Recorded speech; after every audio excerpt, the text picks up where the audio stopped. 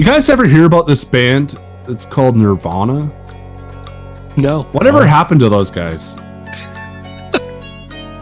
You ever notice that the drummer from that band looks a lot like the guy from Foo Fighters? It's fucking weird. Yeah, which is like he doesn't even play drums in that band, but there's another guy that kind of looks like him, and he plays the drums sometimes with Tenacious D.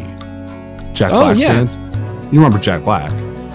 He's that guy that we're not supposed to talk to anymore. Bowser. Yeah. I mean, Jack Black already said no. It's Kyle Gasser that you're not supposed to talk to, and I don't know. That guy. I'm not talking to anybody. I've only talked to Jack Black twice, so that's fair. I'm referencing the whole debacle, the fucking deplorable way that he was involved in that whole thing with the Borderlands movie. Gross. Oh, yeah. I don't know. What are you guys talking about? I don't know. I don't know. Apparently, Tenacious D has fallen apart because Kyle Gasser said that Trump is bad. So. Oh, okay. Well, Yeah. I don't know. I wasn't really paying attention, but I do what you gotta do. I guess Black. I don't know. I have talked to Jack Black twice, and both times he was way fatter than I ever thought he'd be in person. Just saying, he is a personality. He's a big guy. I was surprised because he looks so svelte in his moons. From my understanding, he's about 5'3". Yeah, I don't know. Little tiny fella. Nah, he's bigger than life, Anyways, check welcome to Sins and Consequences. Movie Blades happened in the dark. Okay. No, you're good. Welcome to Sins and Consequences. A Blades in the Dark actual play podcast. Presented by Dragon's Greed Gaming. My name is Aaron, also known as Poultrygeist. And I don't know what happened in Nirvana. So someone please hop into the Discord, comment in the YouTube. Tell me what happened to that band, because I miss them. I kind of like their stuff. No one knows. Yeah, that's true. Nobody knows. Somebody shotgun into the chat. Yeah, somebody shotgun in the chat. I don't get that reference. But so we got we're down a player today. CJ has forsaken us. Where did CJ go? I don't know. But I suspect that she's off to greener pastures. Why else would you miss this game? You sound like she went to go stay on a farm or something, like you had to put her down or something. Yeah, I'm lying to you, audience, like you're a child, and I just killed your favorite podcast. We had to kill her, unfortunately, and she's buried around back behind the old oak tree. But don't worry, she'll be back next week. Yeah, she'll be back next week. Yeah, she'll be back next week. Yeah. It's a Christmas miracle, guys. But we do have the rest of the crew here. Yeah, it's August right now in real life, but by the time you listen to this, it'll probably still be August. Just later in August. It's hard to say. We don't got a lot of buffer on this one, guys. It's getting pretty close. But yes, my name is Aaron, also known as Poultrygeist. Ethan, you exist. Tell us about it. You're not even going to talk about the music or the amazing art. No, I want you to do it. I want you to talk about the music. Oh wow, put me under the gun. Well, I'm a little under the weather, so hopefully I do an okay job with this. But right now, you're listening to the Blam Blams, and false. This is false. Yeah, false. That's so false. Yeah, you're out. We were listening to. You're the next one to die. Yeah. We'll bury you for a week and see if you remember that. The musical stylings of Sidney Fable, who also is the front person in a band, a glam rock band called the Blam Blams. You were almost there. You did, but you can redeem yourself now. Where can they find their stuff if they look? In the description below. Fucking A, Ethan. Nice. I was just going to say the internet. Yeah, you could also look on the internet, which is, to be honest, when you click in the thing on the description below, it takes you to the internet. What is the internet? You can gargle it. That's the... Gargle it? Yeah.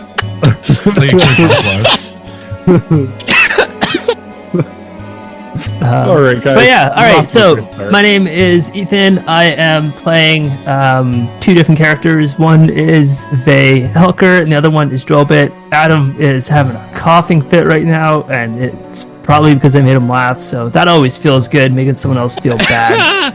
Woo! Yeah.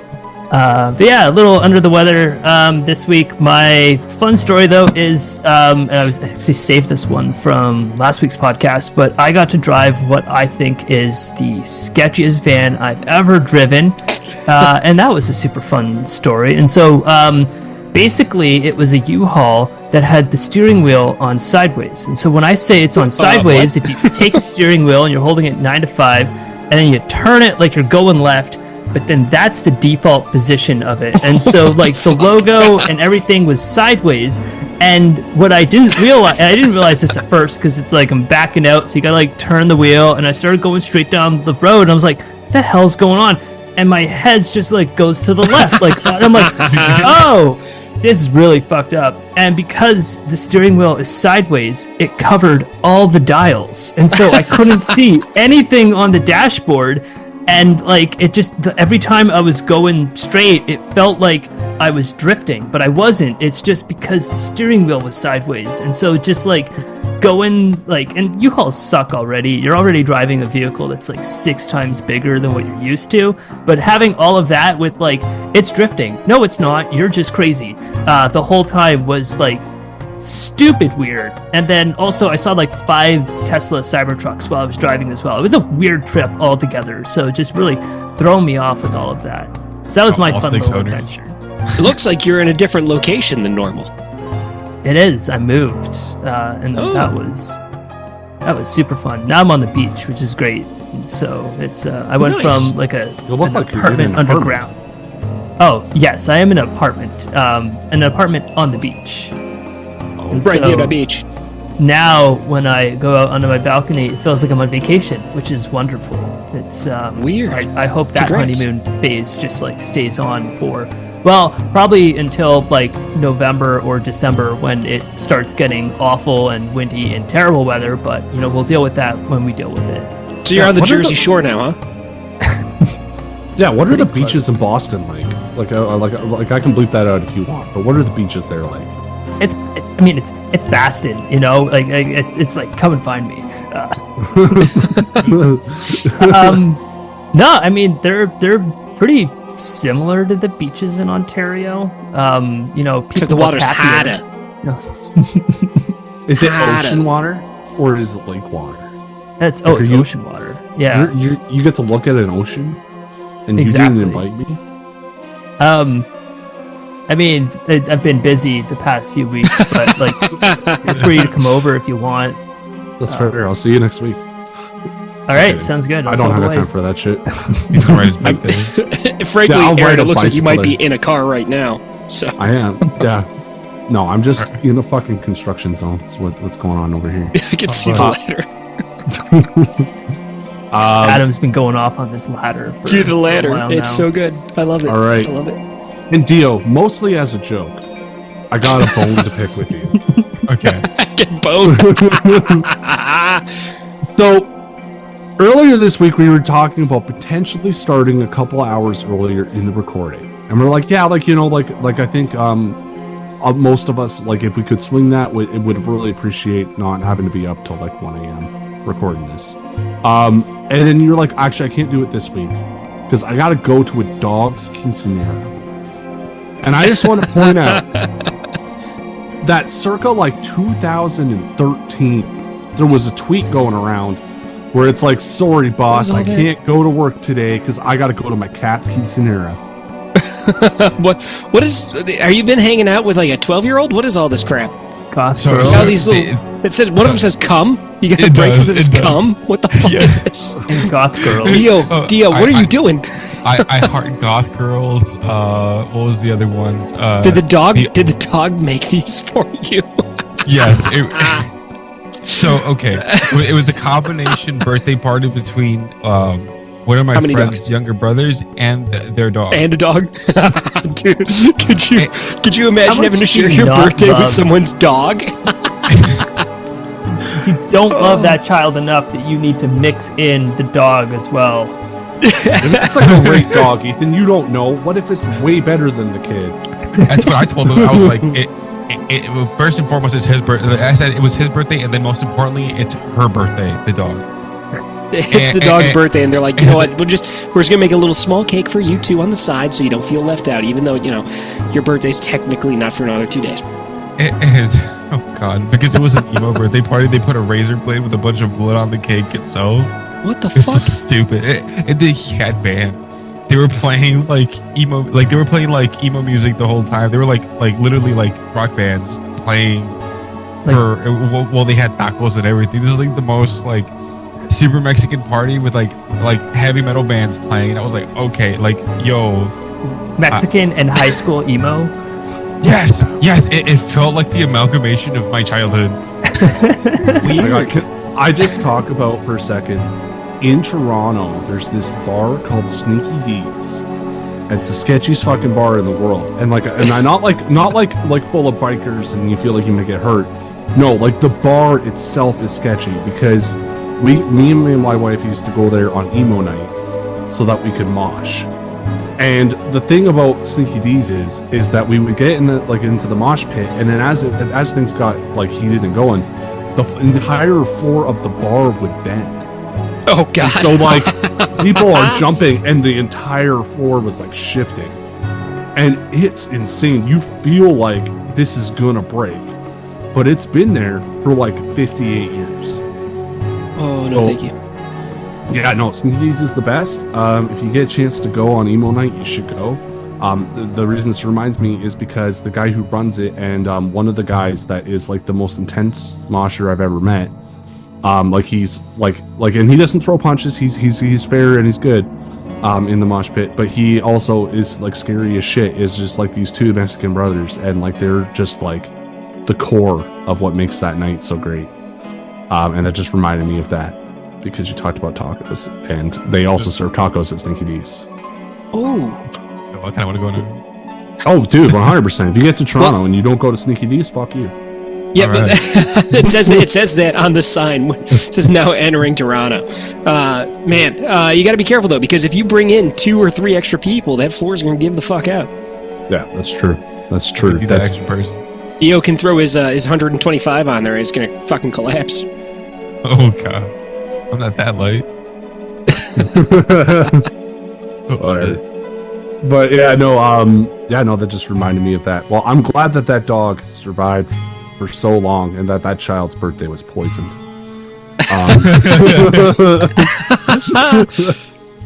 Dude, that kid could write some emo songs about sharing a birthday with a dog. It's perfect. And as the sign says, no moshing or crowd surfing. You mosh, you crowd surf, you get hurt, we get sued. No more Warped Tour. Nice. And then very quickly, talk a little bit about Albatross, your character there, just in case someone decided to start watching this show 18 episodes in. All right, Great choice. 19 episodes. Well, like this dog's birthday party, it's starting to get pretty dark. Albatross has basically he's on the knife's edge, and he's definitely kind of borderlining into something pretty bad, and a lot of his history might coming back soon to haunt him. Very nice. Actually, not so much for Albatross, but for us, it's wonderful. Yes. Amazing. There's another person here. His name is Adam. You might know him from the Shadowrun Paydata podcast. Sorry, guys, I've been drinking, so I'm a little slow. On the uptake. I forgot who you were for a second, Adam. Well, I did cut off most of the beard, so you know. Yeah, you don't look the same. It's fucked up. You see my neck now. Look at this. Yeah. No, it's to be honest, a much nicer look on you. Audience at home, you can't see Adam, but he looks like Tom Segura, but like younger. Probably because he is. Well, you should look it up. Another time. But yeah. Oh, I guess kinda weird. Yeah, you do kind of look like Tom Segura, but younger, which is fair because you are younger than him. Yes. Tell us about your life. Get real intimate about it. Real intimate? All right, so check this out. Last night. No, I don't know what I'm doing. Hi, I'm Adam. I'm back. I was gone for the last one because everything fell apart. I don't know if that thing's going to make it in there. My family had COVID. I got COVID. I am on the tail end of COVID. So if I sound like crap, that's what's going on. Yeah, man. I guess since last time I got to fully get in on it, went to Gen Con. That was pretty rad. Got to play a lot of Shadowrun and give some people some free books, which was pretty cool. Got a bunch of free stuff. Bought a bunch of stuff. Went to the freelancer meeting for the Shadowrun stuff, so now I'm privy to all of the secrets. I know what books are coming. I know what's going on with the meta plot. I'm not allowed to talk about it. I really, really, really want to talk about it, but I can't talk about it. Man, what else? What else is going on? You know what? I don't know. Talk about Lord Scurlock. How do you feel about Lord Scurlock? Me or one of my characters? What are we talking about? No, it has to be you. Me personally? Yeah. I am certain he is the main villain of this game. But that's fine. You know, everybody's the hero of their own story. Unless you're, really fucked up in the head, and then you're not the hero of your own story. But I'm convinced that this guy's probably the worst possible. Like, the fact that there's a single person that counts as their own faction like that means he's got to be a bad guy. But let's ride this out and see how it goes. I am interested in. Honestly, he's proposed a lot of things that sound real nice, which is why I think that he's probably evil. That's how that works. I mean, to be fair, the way that I understand Duskfall and Blades in the Dark is that everyone's evil. Like, it's like, but you're evil. Shades of evil. Yeah. Like, and I don't know. Like, I just think that it's one of those things where I don't think anyone's evil in Duskfall, and yet everyone is. Like, that's how I think about it. We're pretty evil. Yeah, you guys are fucking way more evil than Lord Scurlock. Speak for yourself. Speak for yourself. Most of my characters are decent people. Yeah, the best. You might have the most evilest of characters, Adam. What? Who? Jacob. He's not evil. He's misunderstood. Jeez. Yeah. Duskfall. Luz is kind of evil. I wouldn't want him to be at a birthday party kind of. That's not evil. That's just the dog's birthday party. He's not invited to the dog's birthday dog's party. I love it. And then last but not least, it's me. Yeah, that's right. This week and this week only, I'm not the least, unless I've already said that a different week. I feel like you say that once a week. But yes, it's me, Aaron, also known as Poltergeist. I already said that before. What I haven't said before. What haven't I said before? I already talked about Nirvana. I have questions about that. There is a birthday party happening around me, like as we speak. And you guys can't hear it because I did a pretty good job of soundproofing. They're looking at the construction project that's happening behind me. I'm currently in the process of building this room.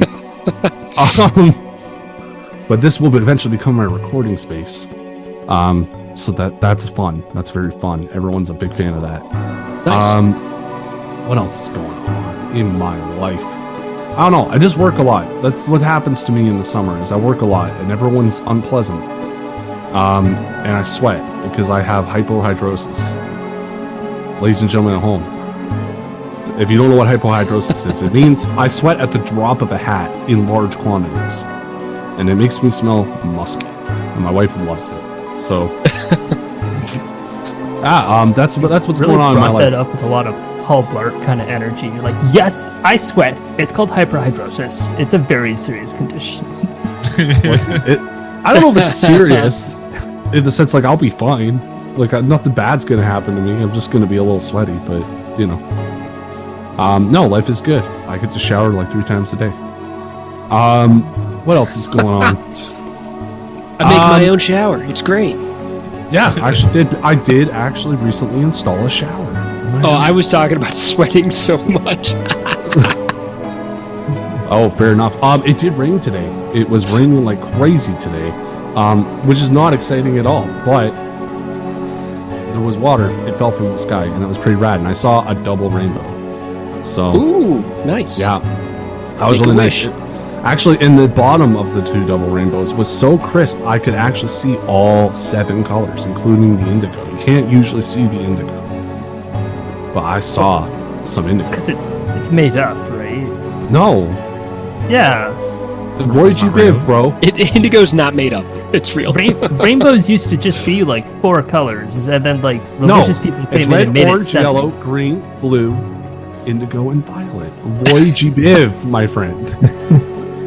Those are the only true colors. Rainbows. My wife didn't know. My wife didn't know about Roy G. Biv. Well, there you go. Blew her mind. So show her this episode, and she'll get learned. As somebody who studied graphic design, your comment about only being 3 colors has bothered me. Now I don't understand why. I just like, what do you mean? There's only 3 colors, Ethan? I mean, if you want to get real technical about it, there's actually like 4,000 colors, and we can only see like 7 of them. Hear me out. Really important thing for you guys to know. Birds can see into the electromagnetic spectrum. That's how they navigate. Unfortunately, their migration patterns are all fucked because of all of our cell towers and stuff, and that's why Canadian geese stay in fucking Schaumburg all year round. Listen, Canadian geese, you can keep them. I wish they were just We're not allowed to kill them. We're not allowed to kill them. You're not allowed. You're not. Those are. It says that they're like endangered or something like that, but it's like there's a ton of them, and they try to get in front of my car. Like, get out of the way. I have to sit there and honk, and then they honk back. They honk back. Yeah, what you can do to Canadian geese that won't kill them, and if you ever get attacked by a Canadian goose, this is real, by the way. This I'm not fucking around. Just give them the bird. No, you grab them by the neck and yeet them. You grab them by the neck and you throw them as hard and as far away as you can. And that is the only way to protect yourself from a Canadian goose. And then you run. I wish 9-year-old me understood that, because I was attacked by a flock of Canadian geese, and it traumatized me for life. I actually got attacked in high school by one, and I whacked it with a poster board and ran for my life. Yeah, they are incredibly vicious, and they are wily and impossible to control. So yes, yeet as many geese as you can, ladies and gentlemen at home, while we venture into Duskfall, where there are no geese to eat, because they've all been eaten, presumably by the citizenry of Duskfall. Yote. I think yote is past tense of yeet. Yes, yeah, they all have been yote as many geese as you could, because they don't exist anymore. This is a world where geese have. You yeet geese. There's no more geese, and there's no more Canada. Geese in the past. There's no more geese to eat, is what I'm trying to get at.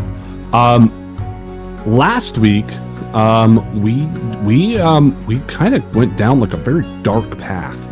I just feel like as individuals and as characters, I just think we all need to take a moment and reflect about what happened last week, because it was wild. You guys decided that you needed to address that list that Lord Scurlock had given you at the block party. There was some people that needed assassinating, and you thought you were the people for the job, and I get it. And so you decided to take some fingernail clippings from the hand of Kotar, an artifact that turned one of your friends into a flesh-eating monster for a brief second there. And so, when the people drank it, they turned into demons and started attacking the staff at this restaurant, the Taikarossi Run restaurant run by Albatross's friend. And the only person who didn't partake in the drink was a man by the name of General Alistair, who is the local representative of the Imperial military. This was a very important party for a lot of the city council and Imperial members of the Imperium to get together. And as a result, you guys did manage to feed them their special demon potions and turn them all into demons. escaped before the spirit wardens arrived, and presumably either killed or incapacitated the lot of them. And then spent some time making sure that election day went well. You blew up a bridge. I believe that Vey did some proselytizing within the prison. Myri was helping people by having them redirect to new polling locations that you had set up. Your own version of gerrymandering. Yeah, and at the end of it, Lord Scurlock was in fact elected the representative of 6 Towers for the city council. Oh, we did it. Yes. Did Adam vote? I don't think Adam voted. Yes. I did ask everyone at the end of last session whether or not they would have voted for Lord Scurlock. Whether their characters would vote for Lord Scurlock. Noting that if you are a spirit, you are not eligible to vote. Okay. Yeah. Lutz, Marv, Jacob, did any of them not vote for Lord Scurlock?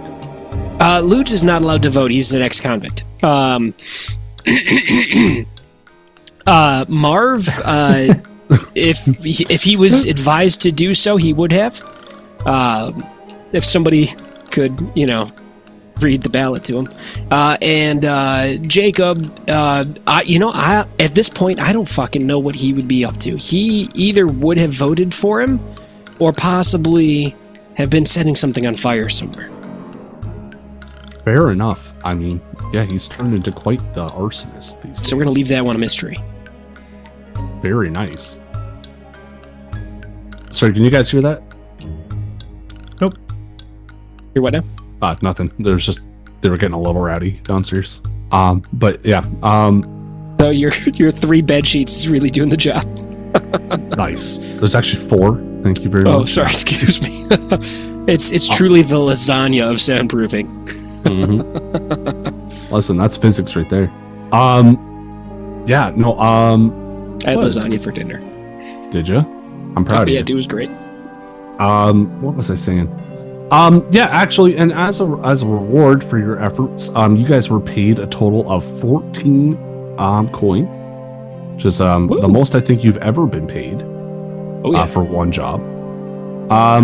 You also have received accreditation for your school, or at least very soon will receive accreditation. Nice. And I think that's where we're going to start. Ludes, where were you on election day? I don't know. I've been gone for so long.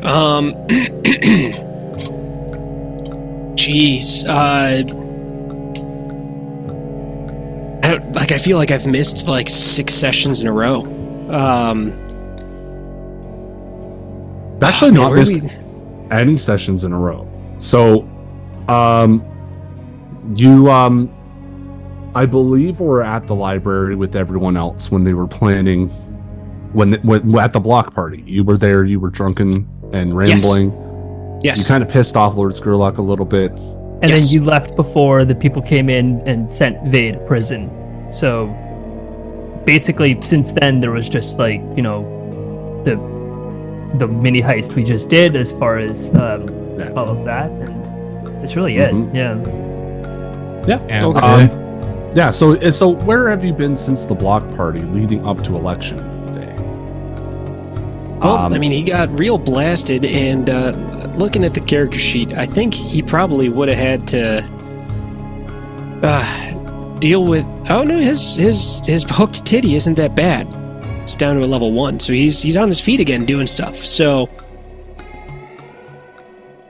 oh man. One thing that is going to happen while you were gone, this was a rule that we had made up. You have to roll a d6 to see how many more nipples he gets. No, it's a d12. Is it a d12? Okay. And he was there. He was there when he was the one who stated that rule. Yeah, because I just edited that episode. Just 10 more. Yo. There you go. That's a lot of them. They're piling up. Did you guys, by the way, that song that I wrote and put through that AI songifier thing, did you guys ever listen to that? Any of you guys? I did a long time ago, but I don't remember. Not a long time ago. The one about the oak? Oh, no, I haven't, no. Oh. I wrote a song from Lude's perspective and had AI make it into a thing you can listen to. It's terribly depressing. So there you go. But yeah, so more nipples. So man, I think that Lude's probably excuse me. You probably followed Mandy around for a little bit, just to make sure everything's going okay for her. You know, after the whole thing with the bill hooks, just make sure nobody's coming after her or anything like that. Just lurking. Okay. I want singing to her a little bit, just a little, real quiet, so she doesn't hear. So she doesn't hear. I think now is a good time for an action roll to see if maybe she noticed. Oh God. All right.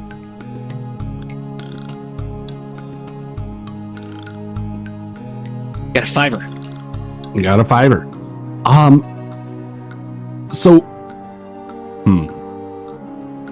So I think it's one of those things where as you're prowling and you're stalking her, and maybe one of these times you're singing to her, she looks and she just kind of catches like just the slightest glimpse of you before you manage to duck away and hide. She is aware that you are around. Oh no. But you managed to snack away. Well, not snack away. Sneak away. That sounds really fucking. I'm just gonna take a little bite, you know. You're sneaking away, but you're eating like a handful of Chex Mix while you're doing it. he's got puppy chow. And you know what? I think that this leads right into our entanglement. As you are stalking Mandy. Let's not use that. That's. As you are witnessing the most beautiful woman on this planet. There you go. Yes. In the most beautiful woman in the Shattered Isles, as you were witnessing her from a distance, a respectful distance. You are in the Silk Shores. You get approached.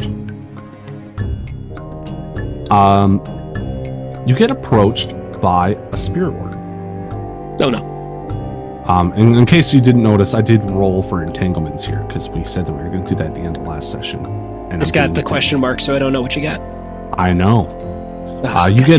You get approached by a spirit warden, and I'm going to just choose one at random here. And I'm going to make you look at their art. That's the one. You get approached by this man or woman. It's kind of hard to tell. Okay. It's like an ermine? Yeah. Yeah, describe the picture a little bit. Because I don't know what an ermine is. It looks like that. It's like a weird little weaselly thing. Or like a stoat, maybe. Oh, it says mongoose. Okay, I was close. Yes. This is some sort of weirdo, because it's a spirit warden. Got big eyes, you know, not like terrifyingly big eyes, but like eyes that like make you feel like there's some innocence hiding somewhere inside of them. Or possibly there's no soul. I can't tell which. Wearing like a mink stole and like a jacket made out of ermine that's got a bunch of heads coming off the jacket. Wearing like a stoat mask, and you know, they look kind of I guess timid maybe, but at the same time horrific. Yes, and this person approaches you. They place like they snuck up on you of all things. Like you're a very I would say I would describe Ludes as maybe someone who is always looking over his shoulder, seems a little bit at odds with reality and just the world around him. He's just worried something might come around the corner. Hyper vigilant is I think what you're looking for. Yeah, if I were to, you know, be eloquent, that's what I'd be saying. Jesus. But yes, as a hyper vigilant individual, people don't very often sneak up on Ludes, I don't think. But he's lost in the moment. Yes, and you just feel like a very gentle hand on your shoulder. and you look up and you see this individual. And they say to you, I believe that you have some information that I would be very interested in learning. Do you have a moment to speak? Do you have a moment to speak? I think Lude's immediate reaction would go, "Yeah, what the fuck?" But I guess, I mean, like, sure, I guess. What do you want? And you two are standing in like an alleyway, though in the Silk Shores they don't really have streets so much as like they allow the canals to just run, and like most people transport via gondola. So maybe there's some gondoliers traveling in the background. As you speak to this individual, and they say, there was an incident that happened in Coleridge recently, where a group of people were turned into demons of some kind, into some sort of abomination. So what, you think just because I look like this, you think that's got something to do with me? No, I think that your involvement with a group out of 6 towers that seem to have been working very closely with another individual out of 6 towers. Sorry, one moment. You've been working very closely with one Lord Scurlock, I believe, who stood to benefit greatly in his political career as a result of his actions. And I would like to know more about what Lord Scurlock may have said to you or your friends. I know that guy. I mean, if you want to, we've had some conversations. I mean, he told me to shut up a couple of times, and he came around. We had this block party, and he came by. He was pretty friendly, and he helped out. I think I was pretty blasted. I don't really remember exactly what was going on, but he seems like a nice enough dude, and he's. We had some problems with some other guys that came around, and he, came through, and he knows some people that could help, build some walls and, fix up, our busted ass, the place. And,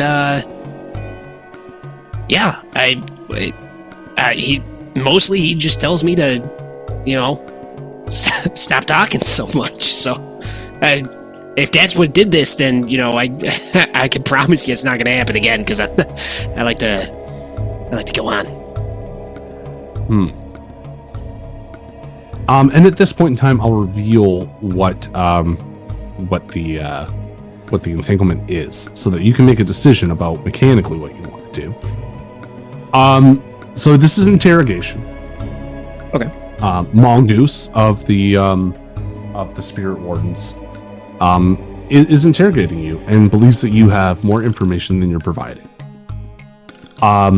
So they are so your options are to pay them off with 3 coin. They will beat you up for a level 2 harm, or you tell them what they want to know. And what they want to know is who could you please name the members of your fine school? The people that would have been at the party. At the block party? I mean, it was pretty much everybody, Yeah, but I would like names of anyone who was also tied to Lord Scurlock or spoke to him. I mean, everybody was there. I mean, what? Anyone who spoke to him outside of his cavorting and politicking. I don't know, man. Just everybody that was there was talking to him. I could give you a bunch of names. I mean, there was this guy. What the hell is that guy's name? The big guy, Mikey from the docks. Mikey from the docks. There's a guy named Louie from the docks. Marv, he's a big guy. See, it was what's that? I think her name was Jenny. she's one of those crying gals, you know. There's a whole bunch of people. They kept talking, and he was talking, and he doesn't say a lot, but he's got expressive eyes, so his eyes kind of tell you tell you a lot what he's thinking, and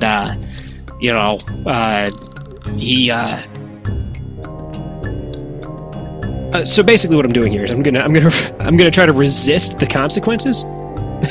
Yes, you can resist consequences. Of Ludes just going in circles and just listing off like one or two people, and then just going back and listing off like those two people again and again. It's like Brian was there, and Brian. Did I tell you about Brian? Brian was there. Brian never shuts up. There's lots of. I actually really like that. So you're gonna tell them what they want to know. You're being forthright with this individual, but you're also not helpful because I don't think Luz actually knows the answers. Yeah. So go ahead and give me an insight. You can resist using insight. Yeah, don't mind if I do. I got a 5. So yeah, you only take 1 stress from this because for you, this is just an easy conversation to have. Mongoose listens to you, and at a certain point, you turn your head and they're gone. Dude, he's been rambling for 20 minutes. Oh, hilarious. I love it. One thing that you could probably put together, I don't think Lutz is stupid. No. I think that you could probably put together that just even based off of the little bit of information they had, they seem to have some awareness of who you are. And your connections, which means that you are possibly being watched by the spirit weapons. Yeah. But yeah, entanglement complete. Nice. We are in downtime, but before we get too far into the mechanics of it all, I want to check in with everyone here. Well, not everyone, because CJ's not even here. So, Myri and Shiova are frolicking in fields for us, as far as we know. They. You're in prison. Yep. As we recall, I believe in the last session, someone attempted to hit you in the back of the head with a brick. But thanks to the Eye of Kotar, you managed to foresee that incident and move out of the way. You reacted, I believe, violently, hitting them in the face with a food tray. And then, very coy afterwards, making my way outside of the range of any additional attacks. Yes. Yeah. A young man, maybe like 17 or 18 years old, like very clearly like a teenager. He saw that happen. He nodded in approval, and he follows you outside. And he says, "Hi, it's a pleasure to meet you. You're Helker, right?" Yeah, you can just call me Vey, though. What about yourself? My name is Cotton. They call me Cotton. Last name and my first name is Adam. What? Sorry. Yeah, I did it on purpose. That's what you get. That's what I get. What did I do? That's what you get. Yes. Yes. So my name is Adam Cotton. You I believe work closely with some of the same people I work with. My father is the head of the union over at the docks. Oh yeah. Now the dockers are a bunch of decent fellows over there, I tell you. Yeah, we try our best. A lot of goods move in and out, and we're just trying to make sure people pay the fees and get their ships going in and out of the docks. That's all we're here for. But things have been rough lately, and I guess they've been doing sweeps, arresting people that were involved in the riots and the attacks and such that were going on. last month. And I'm assuming you were part of the riots as well? Yes, and I suppose it's just it's good to have someone that might be friendly to our cause on the inside, and might be willing to look after me. I could definitely put a good word in with my father. He should be visiting probably by the end of the week. Well, you seem like a smart kid, Adam. So yeah, I'll tell you what. We'll. I'm gonna meet. I'll I don't mind having someone under my wing. It's being in prison. It's a good place to have allies and to have people you can trust nearby. So yeah, I don't mind. Making sure there's nothing too bad happens to you, and yeah, I'd love to get the chance to chat with your father at some point. Yeah, though that would be great. I've only been here for about 3 days, and you see that he has 2 black eyes. That like his face is a little bit swollen, and he looks like he's maybe had a rough go of it so far. But we had you make a roll at the end of the last recorded session because we weren't sure if you were going to be available for the next time we recorded. You also managed to roll a success there. And so what that means is on an incarceration roll for success, I'm going to look at the rules. That's what I'm going to do. Rules. We go to heat. On incarceration. You gain 1 prison claim and a +1 faction status with a faction that you assisted while you served your time. Now, we're going to hold off on that +1 faction status because you also get a +1 faction status because you took the jailbird special ability. Everyone loves me. I'm in jail. Yeah, you're doing way better in jail than you did anywhere else.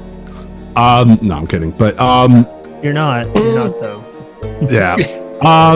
Yeah. So you that mechanically is going to translate to I believe you chose to take a +1 with the Dockers, pushing you to a level 3 with them, making you allied with the Dockers.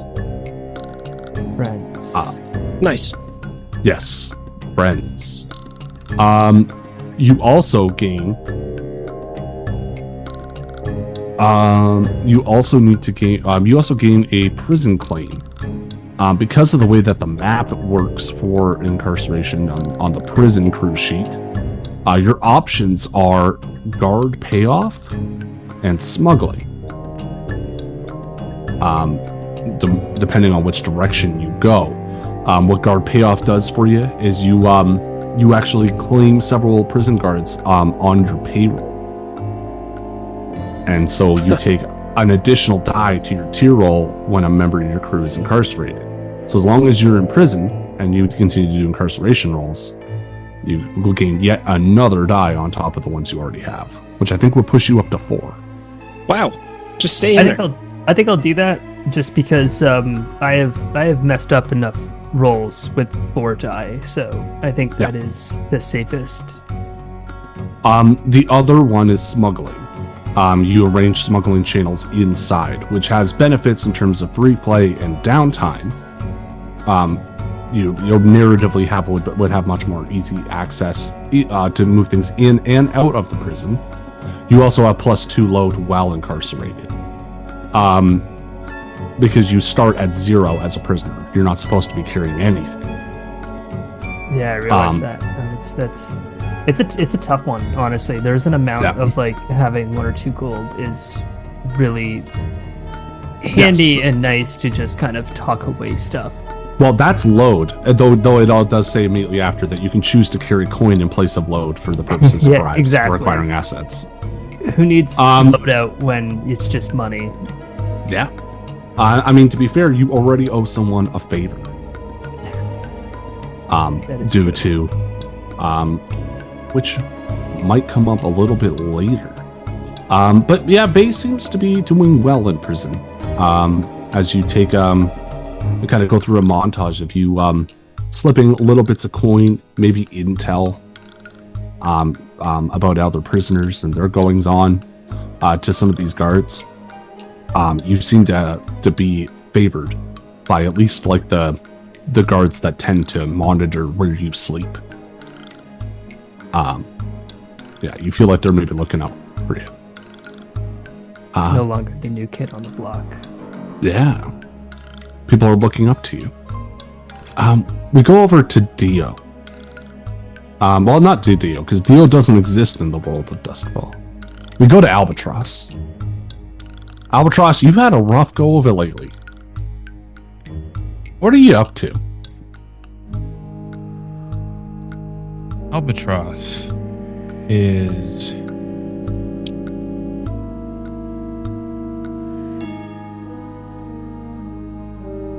Albatross is in his home. He's he doesn't seem to be doing so. He's been unable to partake in his ritual, not because he wasn't capable of partaking in it, but because almost refusing to do so. He seems to be pondering a lot on the thoughts of his dealing with Lord Scurlock. Stipulations of what he has to do for Lord Scurlock and the consequences too. Mm-hmm. He's rummaging through his apartment, looking for any kind of solace, anything that could make him feel calm. And he goes into the sunroom. For Albatross, it's a bit of peace. It's the only place he could have ever found peace. But as of this moment, something's making him feel very uneasy. Like he's being watched. Who's in here? Reveal yourself.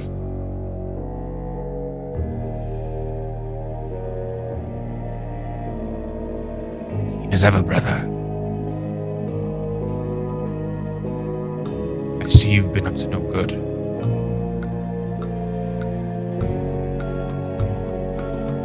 This room that would normally be well lit under the morning circumstances. A man appears out of the shadows.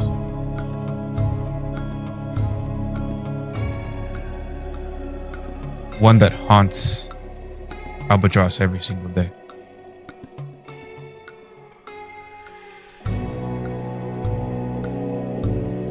Yes, I believe this is your new character. Oh! Yes, and I don't know if I have it in me to even pronounce his name or his alias.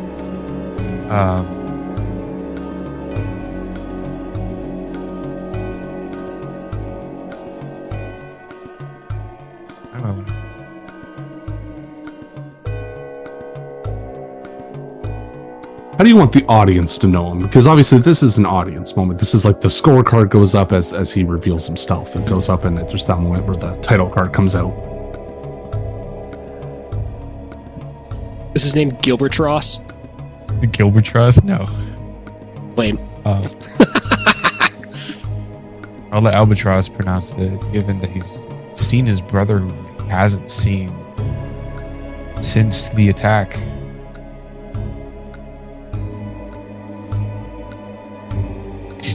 How?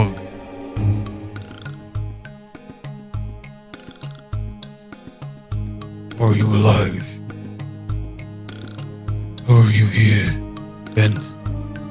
Albatross pauses.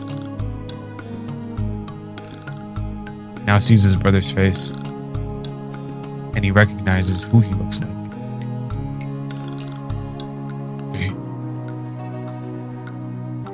Can't be. My brother's voice, what you look like.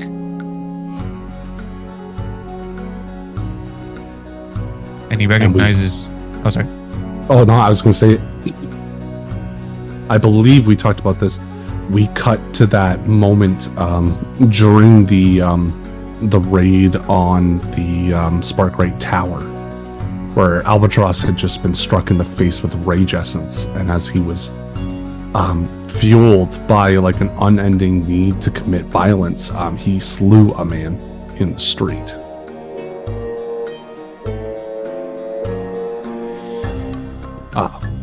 Blood pooling on the cobblestones in the rain. We see this man standing before you, yet again, Albatross, speaking with the voice of your brother.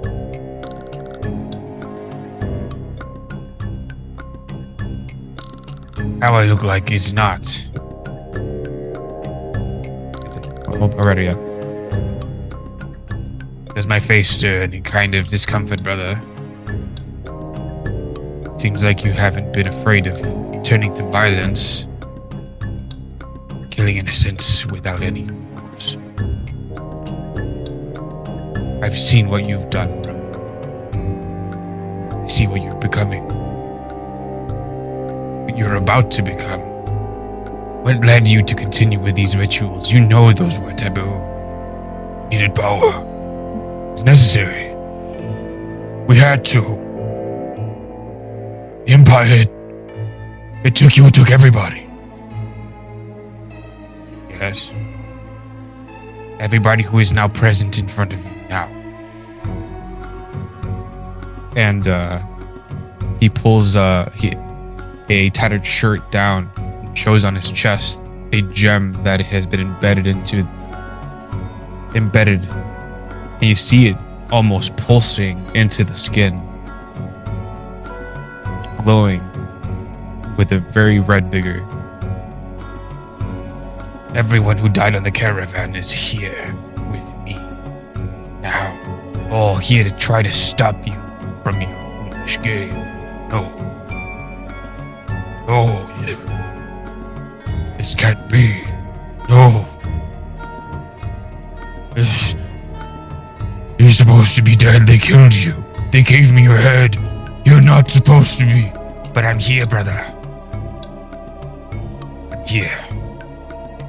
And we'll take a moment as we kind of go out up this window and we see two brothers standing in a moment of tense rivalry, perhaps would be the word. And we're gonna look at mechanics, guys.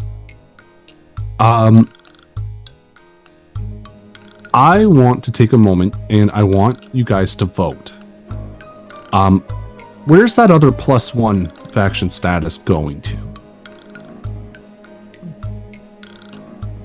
Let me impact how some of these role plays are going. Ooh. So, the only other positive factions we have right now is the Weeping Lady and the Foundation. Oddly enough, why are we positive with the Foundation? So that has not come up in story yet. That's something I did in between sessions. Oh, I'm sorry. That's okay. But you don't. We can talk about that. I'll tell you why, and then of course it'll probably come up in roleplay. But when you guys took those papers from the Foundation, you guys have access to a secret of theirs, which is that they have been putting in false documents to like when they put like their city plans into the city of like the different things that they design. They aren't including like huge sections of like hidden walls and passageways between buildings. That's so cool. And you guys now have access to this information, and they are in a position where they know that because Shiova,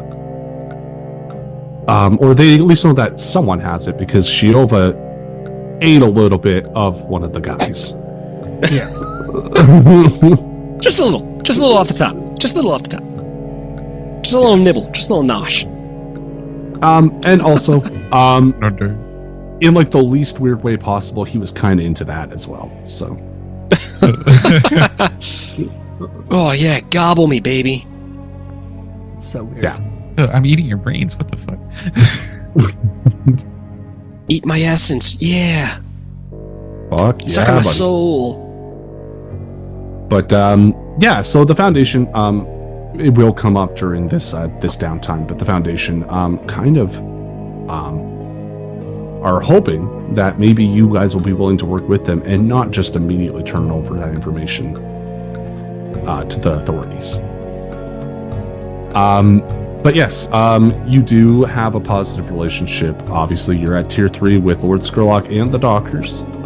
Lord Scurlock loves you guys now because you guys got him elected and killed all his enemies. Hey, Everything's I was coming out gone Millhouse. for a week, Yeah, a lot And happened. you- It was a busy week. and you guys went It on was a busy murder week. spree. Absolutely. Yeah. I just want to make sure I'm clear. All right, good job. Carry on. As far as factions go, I was thinking if we're not like, I don't think it's worth it to go and make someone who is enemies or negative in any way less negative. I think they're too far gone. We just move on. It's not worth it. And so I was taking a quick look in just like the faction sheet itself. And I was a few options are there's the Scovelander refugees are one who we have had decent amount of interactions with.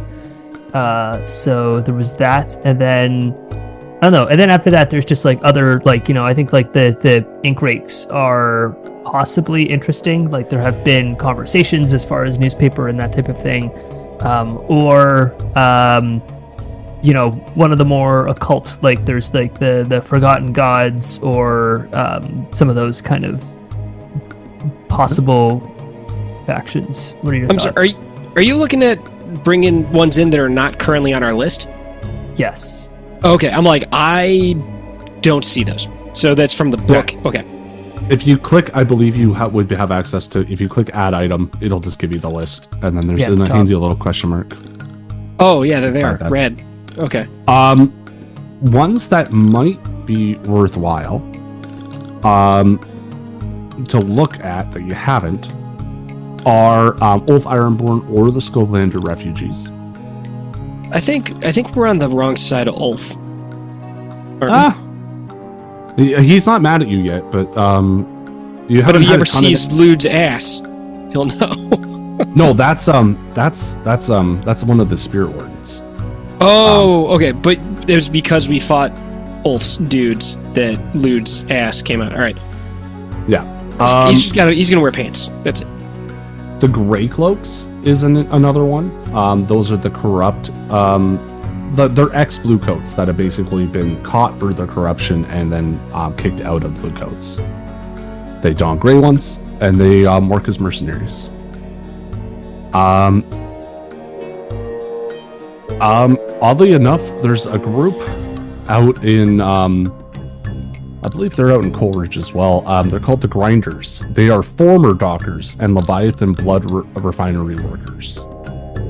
So they're the people that the dockers have fired.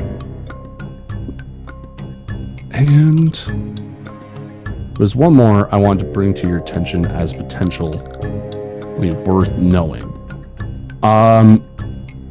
Is the Gondoliers. You guys have been on the wrong side of the Gondoliers in the past, but not enough so that I gave you a minus to them. But yeah, you mentioned the ink rakes. There's a lot of legitimate organizations, like stuff like the Brigade, like the firefighters of the city, or even the Hive, which are the merchants, the mercenary guild of the city. Or mercantile guild, I guess would be the word. But yeah, there's a few options there. Is there any, like Ethan mentioned his, Adam, was there any that like you were like, this would be a good introduction to the story, or like you want to increase your standing with somebody? And it can be anyone.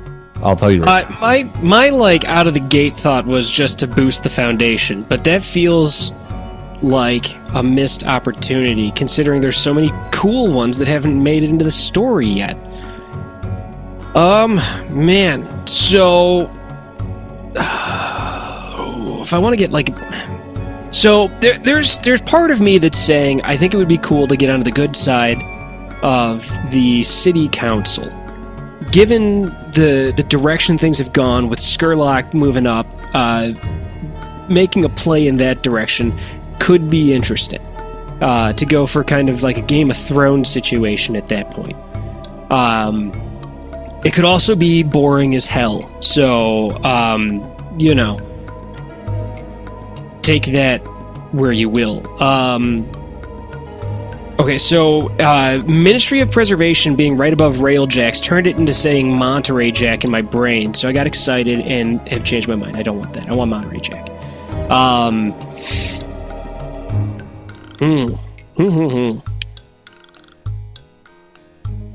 You know what else could be real interesting? Is, I believe, the Horde. Man, the Horde, that's our weird faceless flesh men that are down in our secret basement, right? Yes, currently you have a -1 with the Horde. Yeah, but we could turn that around and have an army of gross, faceless flesh. No, that doesn't make sense either. I don't know, man. There's so many options. Come back to me. Talk to Dio. Okay, Dio. You got any thoughts or prayers?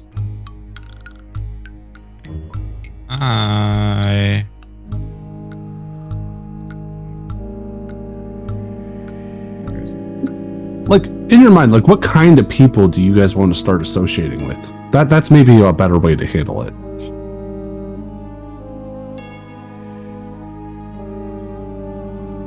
I mean, I was gonna say, I think we're probably I assume the Unseen are the people we were dealing with before. No, you guys have not met the Unseen. As far as you know, that's the whole thing about the Unseen. You don't know. You don't see them. One thing I was thinking about is the citizenry. I mean, we were basically. You do have a +2 with the citizenry of 6 towers right now. Okay. Every single, like, it says citizenry, and really it shouldn't. It should say like a citizenry for each one, and gotcha. I'll even. Makes sense. And so I'll actually fix that. 6 towers, citizenry. There you go. Look at that. Ooh, ink rakes. Yeah, those are the people who write the newspapers. We could get into good standing with them and start manipulating information. And that is one thing that Ethan also mentioned. Yeah, let's just do that. Yeah. Let's do that. I mean, that's I could see definitely the benefit of it, and if the two of you think that, then I will throw in with your lot. There we go. You become associates with the ink rakes. I believe that this would have happened shortly after you had that conversation with Adam. What? Yeah. Damn it. That Adam. God damn it.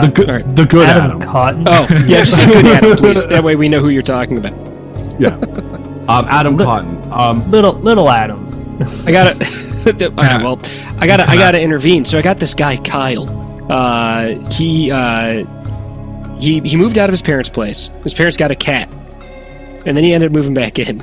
And the cat was named Kyle, and so he came back. It's like, well, but that's good Kyle. So he's known as Bad Kyle because the cat's good Kyle, and that's it. All right.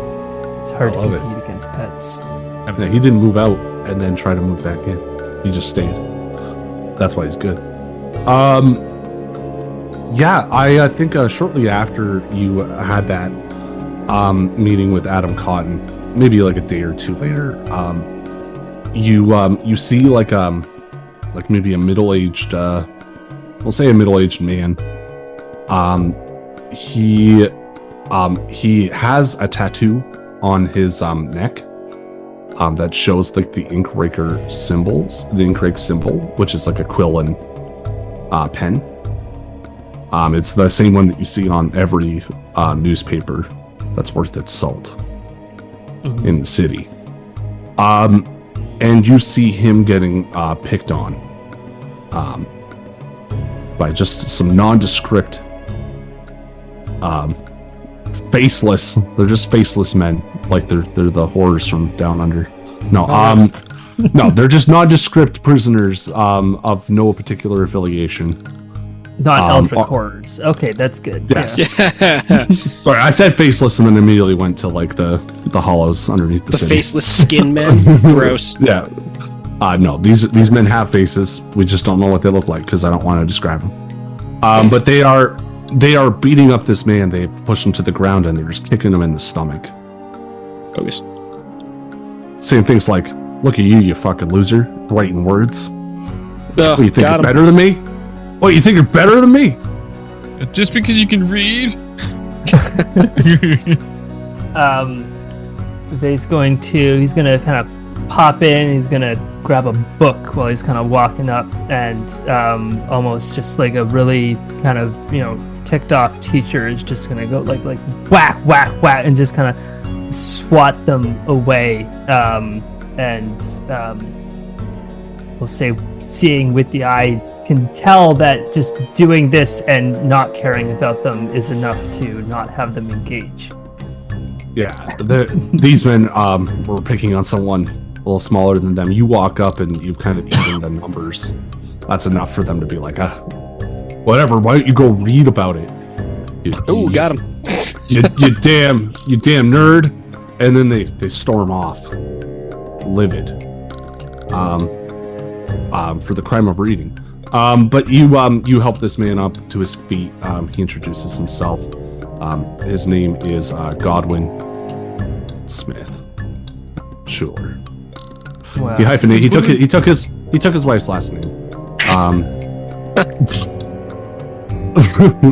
They'll go in. It's like, don't those idiots know that reading is super fun and reading is fundamental. And ironically, the one thing you're having fun's not hard when you got a library card. And then he fist bumps you. Yes, love it. And then the more you know logo shows up behind them, and yeah. You find out that this guy's actually only probably going to be here for like maybe a week or two. You take him under your wing and you get in his ear a little bit about what your work up at Six Towers is, and maybe some news about the school, and maybe to ask him to pay a visit once he's out and back to writing. Mm-hmm. I think that's as good. I'm sure there's also some really great point where we're, walking down a pathway and we're just talking about the printing press and all of that, because who doesn't find all those things super interesting? Do you want to talk about the printing press with me, Ethan? We can ad-lib that conversation. I'm gonna go grab something to drink. I've never seen one before. We already lost Adam.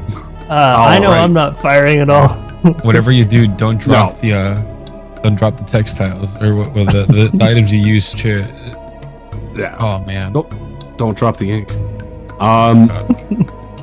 But yes, you have this moment with them. And then we're going to get into the mechanics of downtime. Does anyone have a downtime action they want to take? Adam, or did you actually leave? No, I didn't actually leave. Okay. I think Lude's going to do a little bit of training. Ooh, Lude's going to get trained. Is he training in Resolve? Or is he training in... Okay. So you're just for taking the downtime action, you're automatically going to get 2 pips into any resolve skill of your choice. That's enough for me to upgrade. I'm sorry, you said I get 2 pips? Or sorry, you get 2. No, you don't get 2 pips. Sorry, you get 2 onto the track, and then okay. So that's exactly enough for me to unlock 1 point in Consort. Wow. Well, you've been doing a lot of drugs lately. Like, you're probably getting pretty good at partying. Well, and partying up and, talking to people while hammered. So, there you go. I like it. You're also, you're pretty full of resolve there. You got a lot of skills in resolve. But yeah, 3 out of 4. What- I what is don't see him taking command anytime soon. okay. So, what does this look like? Where do you go to train and resolve? Is this something you're doing at the school? I feel like this has been ongoing. Okay. This is just, I feel like it's just the mechanical use of what he's been up to. Yeah. That's true. Yeah, you have been hanging out with Sawtooth a lot, who, oddly enough, is fairly gregarious, despite his like, he didn't get past the fact that he's kind of like an unhinged doctor of questionable morals.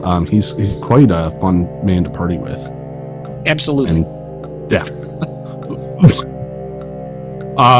Yeah. So I think that makes a lot of sense. It's kind of, if we do a montage of all the times that Lutz has been high as shit and just having the best time of his life. Yeah, it makes a lot of sense. What about you there, Dio? We got your two brothers standing off, having an argument in their room. At some point, that argument's got to end. That it does. The brothers part ways, presumably both still alive. Oh, I don't know about part. Well, they are going to part ways, but well, Albatross isn't partaking in his vice, and one of the downsides of not partaking in his vice is that he gets stress. Oh, we'll save that till the end of downtime because I do have a thing for that. If you ever get 4, because what will happen if you take 4 traumas is that Albatross is no longer a playable character in this game. Holy shit. And you are, 1 stress away. You have 1 stress left, and you would take 2, which would push you to your last trauma. So we will save that for the very end. There, Dio. We will come back to that. Okay. But what about your, what about the brother, Lechusa? Is that how? Yeah, is it Lechusa? Yeah. Yes. Let's go back in time to Lechusa, which is his code name. Like Albatross's own. They both prefer to have the names of avian or of birds. I guess I don't know. I wanted to try to find some kind of fancy word, but like just Lechusa is in Spanish means owl. And he was given this name just due to his ability to really... Well, I'm starting to get into the details of it, but Lechusa is basically now waking up in the back of a carriage and is... I'm trying to figure out what I wanted to do. That's fair. Well, I'll take a moment to describe that. So, after Albatross had slain this man in the street, at some point, people came by. They work for the spirit wardens, and they collect bodies as needed and take them to Bellwether Crematorium. So you probably would have woken up in the back of a cart full of corpses. Great. Just a small cart, like not like a big cart. Like this isn't like 40 corpses. This is like 6 or 7. You know. Good. Non-copious amounts of corpses. Yeah. Totally like a regular reasonable. amount of corpses, you know? But you do wake up in the back of this corpse outside of the Charter Hall, probably. You see where you're going. I don't know if Lechusa is super familiar with Duskfall as a city. Like, because I don't think he survived to ever actually get there. Absolutely not. Wait, what does that mean? What does that mean? Well, Lechusa, like, let's take a moment here and just make sure that it's clear. This is Albatross's dead brother. Yeah. What does that mean? But he is inhabiting the body of a man that, like a random nameless man that was slain in the street by Albatross in a fit of rage. Oh, I see. Wait, was Adam here for that episode? No. No. That was the episode. That was the episode where Marv got beat up by dogs.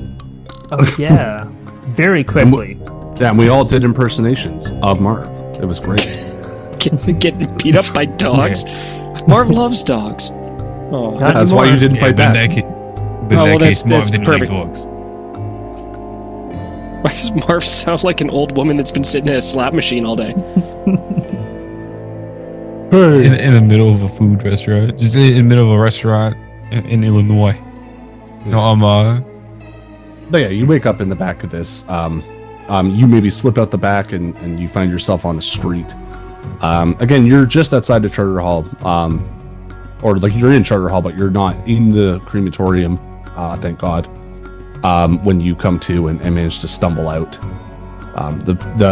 you turn around and you see that like large sections of this part of town have been burnt recently. Like it looks like there was like a massive fire here. You see a lot of people gathered around and presumably doing work on what looks like a giant lightning tower. This might seem strange to you as a character, but like we would all know that this is the Sparkrite Tower. But you see this massive 5-story building with a larger light rod on top. And you see a lot of workers milling about in that area. Okay. I'm going to the Dust Vault map to see exactly where I have another one here, like that I'm looking at, like an interactive one that they have like on Anvil. But okay. Let's see. Waking up at Charter Hall. Like where exactly from the fight would that have been? Like I'm trying to see where he would want to go. So wait, am I in the right district? Yeah, I'm in the right district. So yeah, you would have been like here. Which actually, if we just look at the Charter Hall map, I believe I have that. Okay. Right. Yeah, you're basically here, which is kind of like right in the middle of where the fight and everything started to happen. So the Sparkrite Tower is this one over here. You can see people working there. This is the Bellwether Crematorium there. And then over here, and some of this area over here, you see that there was a large fire.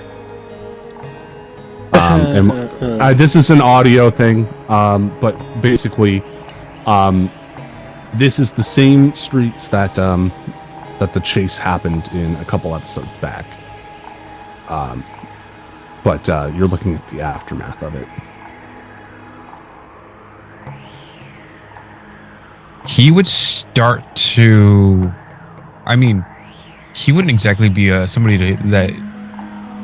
He wouldn't really be a looker right now, just because as he's getting out of the cart, you see that he's kind of half looking like the man who was killed, and half starting to look like himself. Like it's a weird transformation that's starting to occur because his actual face is starting to take over the body. Like his actual self is taking over. It is changing and corrupting this man. Okay, I can deal with that. Yeah, and all right, yeah. I can get behind that. yeah, that's not weird to me. That's not weird to me at all. I like it. I like when that happens. It's a sexy way to live. Yeah. We'll say that it hasn't gone far enough for your more demonic traits to have come out just yet. We'll give you some time to think about what those are and stuff, and those will come up in the next couple episodes. But my dog is barking. He actually has some pretty clear ones. Feathers start to show up around his neck. Small horns start to show around his head. Okay. Yeah. And those will come in by the time you probably talk to Albatross. Like maybe that's starting to come up. But right now, you're just starting to kind of your features are maybe more angular than this man's were. Yeah, kind of like a baby bird who's having their feathers start to kind of grow out, like a bunch of little like zit looking things coming around the neck. Yes. All of this to say, what is he up to? What is this man doing with his life? He is he would run into a newspaper and being the inquisitive person that he is, he's going to start looking for clues within the media, looking for moments, for any kind of just given that he saw his brother commit a lot of the crimes that he did. He saw him kill the innocent man. He even got to see the room where he saw sunlight, and he's using some glimpses of that and the media to try to pinpoint other Taikaroshi or anyone that could give him any kind of clue as to where his brother's whereabouts are. Okay. I mean, I'm going to give that away to you for free because you did find your brother. So there would be a lot of time where you're probably wandering the city and trying to find the right people, and sure hope not you a lot go to of the bar after that. Yeah, a lot of people don't know who Albatross is. Like, it's a large city and it's hard to find, but piecing together the bits that you've seen with some of the people, you find that a lot of people say, oh, if you need to talk to that guy, he works for Scurlock out in Six Towers. And you are able to kind of narrow down, and eventually you make that connection then you even get to the point where you can go into Albatross's home.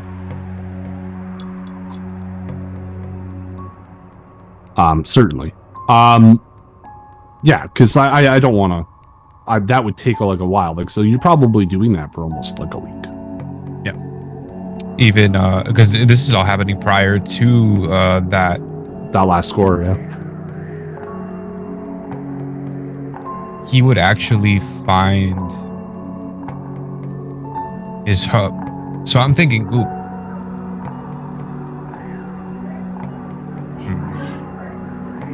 Oh, I can hear somebody. Getting rowdy at Aaron's place. Is that ladder talking to you? Go up.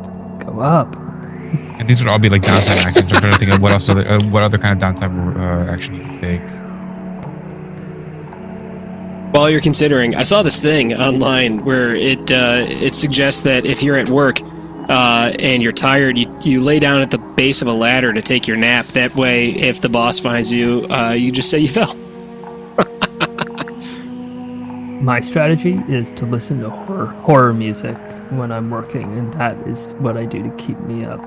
My strategy is I go to bed. Yeah, just take a little nappy, little napperino. I'm self-employed. I'll just work later. Nice.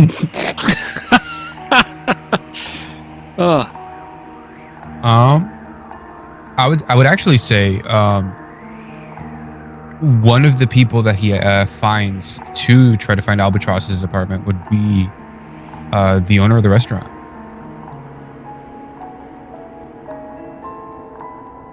Okay. Sorry. Adam is in the chat and I can't see it because it only shows up for like half a second. Oh, I'm so sorry. I was trying to be subtle and not interrupt things. No, it's Adam okay. There's break. Yeah, Adam wants to take a break. Adam wants to make pee-pee and get a drink. No, that is fair. We do probably need to do a break soon. So Dio, I'm gonna put the pressure on. Sorry, ladies and gentlemen at home, there is some real life stuff happening here that I'm trying to deal with while also trying to deal with this game, and I think it's working. So we can continue. I am so sorry, Dio. What is happening? Looks like there's a tornado in the background. Yeah, exactly. The world was ending, but I saved it, so we're all good. You're welcome. Oh, thank God. All right. Dio, Lechusa, there. We see him as he takes some time to do this investigation. He finds his brother. He, along the way... Actually, give me a gather information roll. Let's see what you learn about your brother's life. He's a great guy. And he's gonna push it. Okay. For a +1 die or for greater effect? Let's do it for greater effect. Okay. Yeah, so go ahead and give me that roll. And that would be... so that's going to be... It says can be controlled for great effect.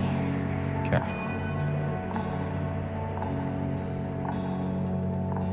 Because it's gather information roll. Actually, a complication does occur. In the process of trying to discover more about Albatross, I think that Marv catches you. Oh! Marv. I think boy. Marv is your first point of contact with the Soul Seekers cult. And we will check that out right after this break. Ladies and gentlemen at home, RC Cola has never asked me to do this, but if you don't buy RC Cola, they're gonna go away. And then that is not okay. And I need you to figure that out. I love how you're like, wait a minute, I'm just getting something right now. What's that? What's that? Oh my god, you need to drink RC Cola right now. Like seriously, if you're not drinking RC Cola, what are you doing with your life? But yes, yeah, and we're gonna take a short little break here. Adam has to pee. Yeah. And so do Yeah. I. Yes. All right. We'll talk soon. We'll do it together, Adam. Oh, God. Yeah. All right. Transcontinental. Or, well, same continent. Whatever. You whatever. Bye.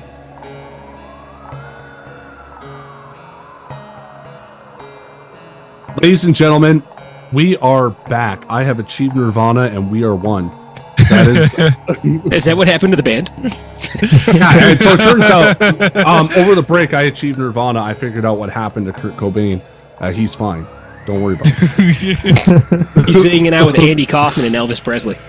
Yeah, no, he also achieved Nirvana, but in a different way. Yikes. But no, yeah, we're back. Lechusa has stumbled upon in his investigation while searching for Albatross, perhaps the most helpful man in the universe. The brick wall known as Marv. We'll say I don't know what's going on. that's okay. That's perfect. So, Marv, you are you're at the library one day, whatever day you want. It could be a Tuesday, market day, as it's called. So on this lovely market day, you are at the library, perhaps like doing some push-ups with the other doctors there, and Albatross hasn't been by in a bit, but Daniel Deraviso approaches you because no one else is around, and he says, "There's this man who's been asking around town. People keep coming up to me and saying that they're trying to find Albatross. And I don't know what Albatross has gotten himself into. That's the one with he's missing his arm. Oh, yeah. Is this guy here? Sort of. I believe that he's actually just, he's asking around at the, we'll say the cafe up the road. You want me to beat him up? That's not my place to say, but maybe see if he has bad intentions first. All right. I guess I could go ask him. Yeah, I don't know. I just I know that you guys have your business, and then we have the school to look after as well. So whatever you think is right, I hope.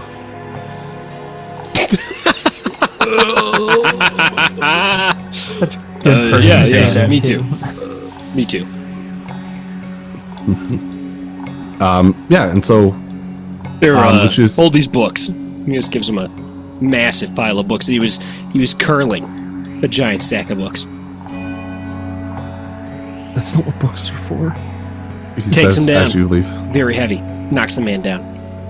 Yeah, It's Daniel hilarious. Deraviso falls on his butt. Nice. Farts. Oh, that's what I'm talking about. Much.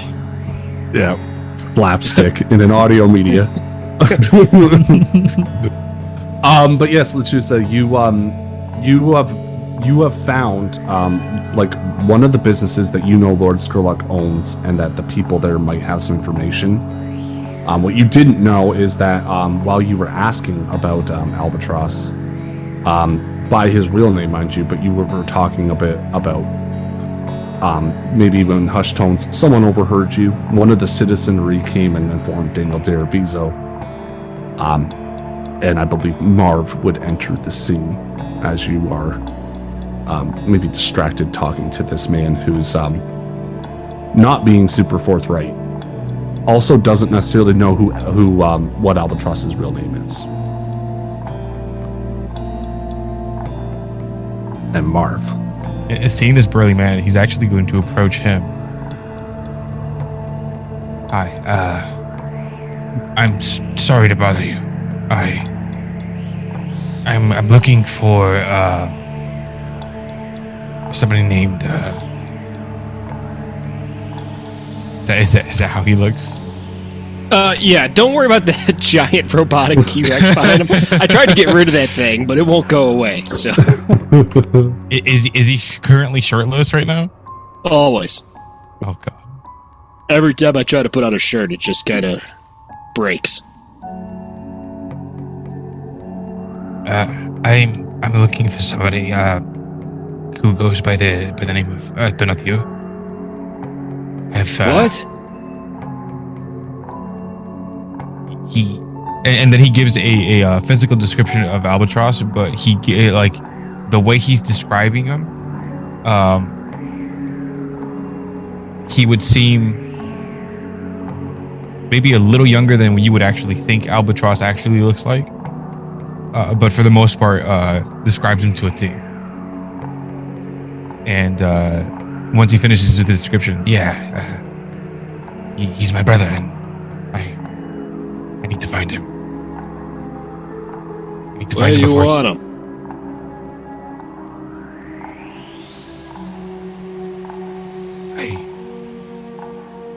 Wait. Do you know him? Yeah, you're the guy. You've been asking about him. What do you want? What do you like? What's going on? What are you doing? Hey, I need to find him before it's too late. You need to tell me. Like, why? I might be in danger. Do you have any? actually, thinking back,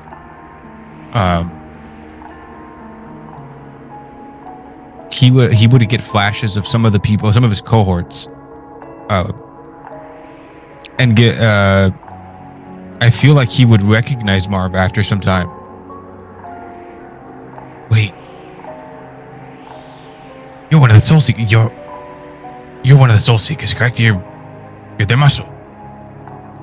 They got a lot of muscles.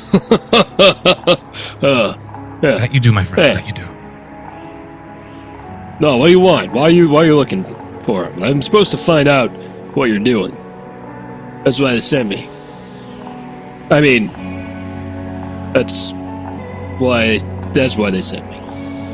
I'm going to assume, was it somebody from the school that sent you?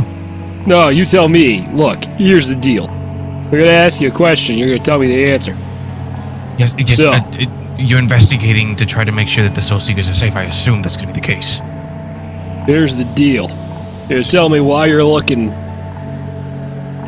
for this guy. I got a 4 on my command. So we can go into player versus player actions. There is rules for this in the book. Oh, all right. So you would also make an action roll there. Depending on what you're trying to do. So he's trying to command you, like impose and be physically intimidating. And get you to just be forthright. If you don't want to be forthright, instead of doing a resistance roll and taking stress, what we would do is we would have an action roll and we would resolve it based on the result of those rolls. We kind of inform the role play here. This is how we get into not forcing each other to spend stress and also not physically harming each other's characters.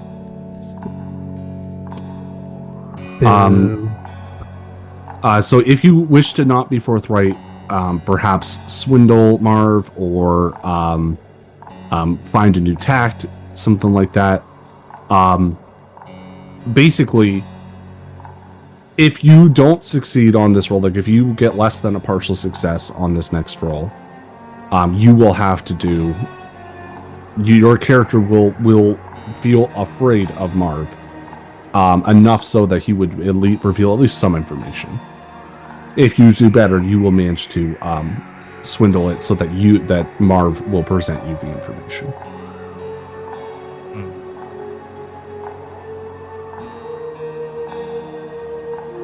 So first we talk about what would Lechusa do in this situation. This man's trying to intimidate you into being more forthright than you have been. But we're in the middle of one of Scurlock's. Yeah. It's like a coffee shop. Yeah, he wouldn't feel comfortable talking about it here. So he would just outright say, "Not here. We need to go somewhere else. I'll tell you why I'm looking. We need to get out of here." And he'll say that in a low tone. We're only like he's whispering it to Marv. Where are we going? Anywhere but here. Just go outside? Please. Yeah, whatever. Let's go outside. And he actually starts walking towards the school. He finally understands. Just follow me. No. Something's wrong with my brother. He's taken too much into this ritual. I think he's about to turn into something dark, and we need to stop him now. Oh, you gotta tell me why you're looking. Wait, you just did. All right, yeah, let's go. And he'll go to the school. All right, he'll go there with you. That's it. You just wanted to know what you were looking for. That's it. And we'll you guys return to the school. Drill bit's there, because why not? Unless you think Drill bit would be off doing something else more important. No, I think that's totally fair. You can, he'll be just there mopping the floor, keeping busy. Yeah. So as you walk in, this large burly man with no shirt opens the sheet, and you step into the library, and you see an equally large robot mopping the floor. Is Drillbit large? I don't think I ever got like a good description of what Drillbit looks like. He's I would say so. Like it's one of the, with a cloak on, and that he just kind of is a large shaded person. So like there's some amount of that, but it is it's like a 6'3", we'll say, type of stature. So above people, but not too much. Yeah, if you're 6'4", he'd be like impossibly tall. So like that makes sense. Gotta put limits on there. Lechusa would immediately be fascinated by Drillbit. This is kind of what I was imagining. Yeah, pretty close. He's like a in a nice double-breasted jacket with a top hat is my image. Back so soon, Marv? Oh yeah, a little nervous guy wanted me to go find this guy, and this guy wanted me to go find the other guy with the weird hand. Who is now very, very close to Drillbit. Like he's inspecting him. He's like kind of like up close. He's like, interesting. Duskfall has quite a way of dealing with spirits. How did you get into this body? And well, yeah, but when a man loves a woman, very much. What? Oh, that guy. I thought you were talking to me. Do not entertain the rabble so much. And Jobit's just gonna kind of push Chiza a little away and continue to mop the area, but have a little bit of a side eye, not liking how close he got. You also feel like he was able to get it in tune to your spirit way too easily. I see. Feeling very uncomfortable, he's going to mop his way 3 or 4 steps away and away. Still in the room, but not... please do not stand too close. I am cleaning the floors. Please do not step on the wet floors.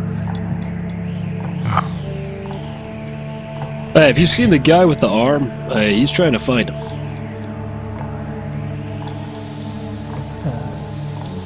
He was here not too long ago, but are you sure we can trust new people with such information? I don't know. What do you think? Look, Gilbert, I apologize. I know most of your names. I've actually been with Albatross for quite some time. I know about your goals. I know about your ends. And honestly, though I don't agree with everything you guys are doing, I just need to find my brother. He is in danger. And I really doubt that any of you would know where he lives. But I do need to talk. I actually know where he lives, says one of the weeping ladies. Excuse me, how? Where? Oh, I follow people. That's just like my favorite thing. Yeah, she's real weird. I like that. Understood. Gilbert, I need you to share this information with the rest of your party. I fear that Albatross may not be coming back as he was before. What does that mean? Is he going somewhere? Wait. What are you talking about? I really hope not. Well, thank you for coming by. Your sentiment means very little, but hopefully nothing comes from it. Is that all?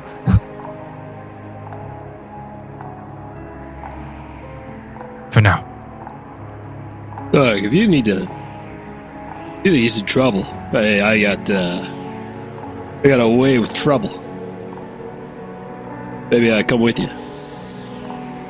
I wouldn't want to put you in danger. I am danger, baby.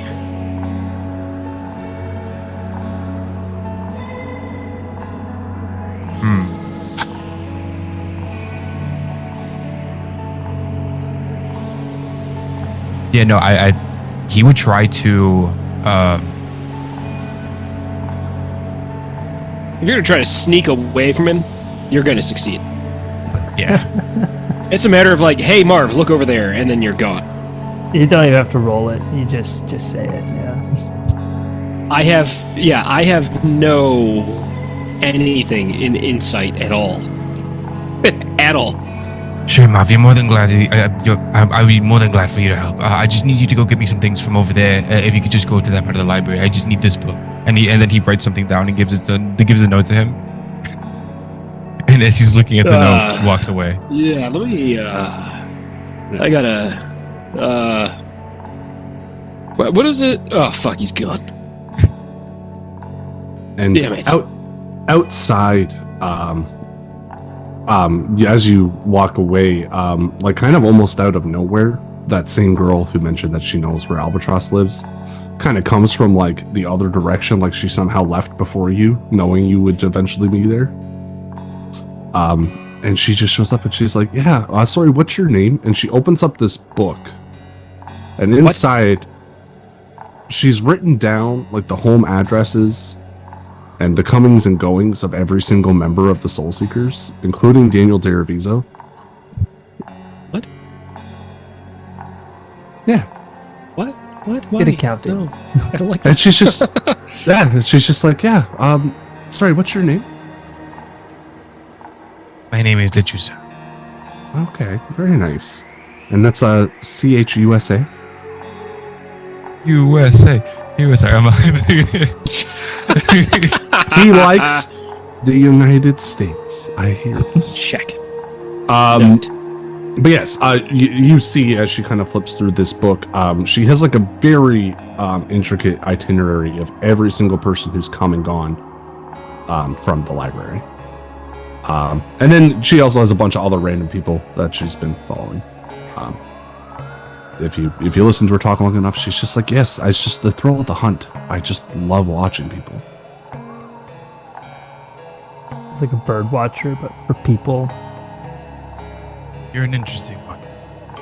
But What's this character's name? You've never asked her. Oh, well, I'm asking you. Well, you can Lechusa's ask gonna me. ask her Yeah, there you go. I'm like, before she goes, like, as they're walking towards. Like, what's your name? I don't know if I want to tell you that. I don't know. Aaron's already no. given such good names this episode. I don't know if we could keep pulling them out. Yeah. Her name's My name- Ethan. My I'm name's exhausted all- CJ.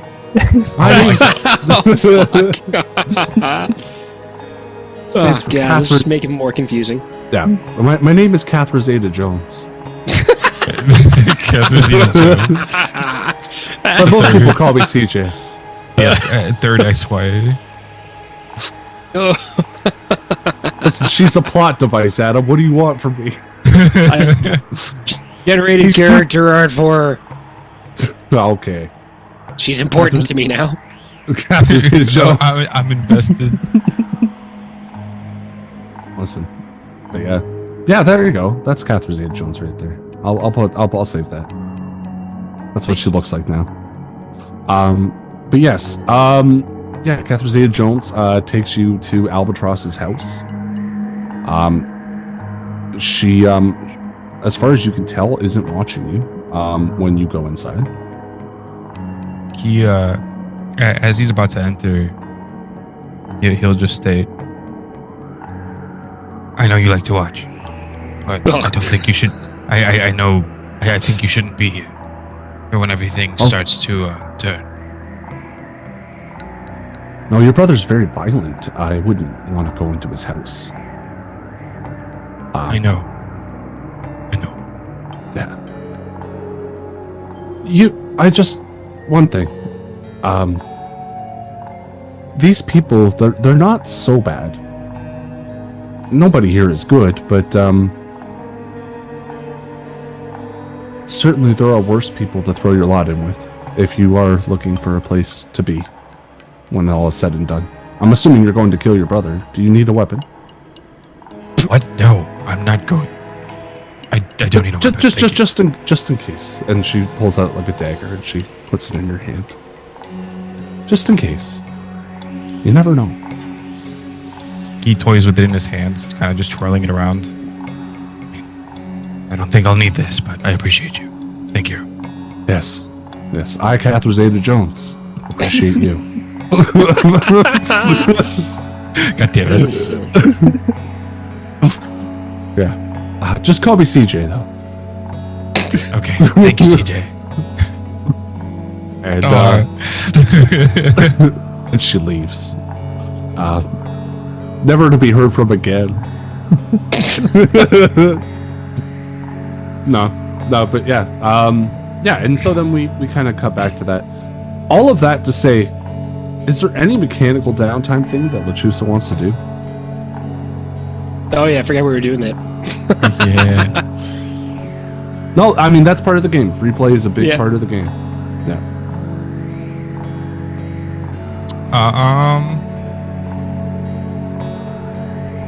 I just want to see the character sheet. can But I know I- you don't have one. He does. Can I use that as a because Lechusa used to be really good at a lot of resolve. He would use this in a way to train his sway. Yeah. So you retrain resolve. Yeah. I would say that this whole process has maybe been an effort in you learning how to kind of talk to people and manipulate others. The art of social alchemy, as Ethan once said, worded it. Yeah, so I go ahead and train up 2 pips in Resolve. This is the most training I've ever seen done in Blades in the Dark game. 2. Yeah. It is one of those things where there's so many other things to do that it doesn't come up a lot, but when it does, it's great. Yeah, I was right there, so I was like, yeah, this is the time. All right. Ethan. Vay or Jobet, are they up to anything? Are they up to no good? Vay needs to clear some stress, and so I figure it's about time we uncover the waterway horrors underneath the prison. What? Okay.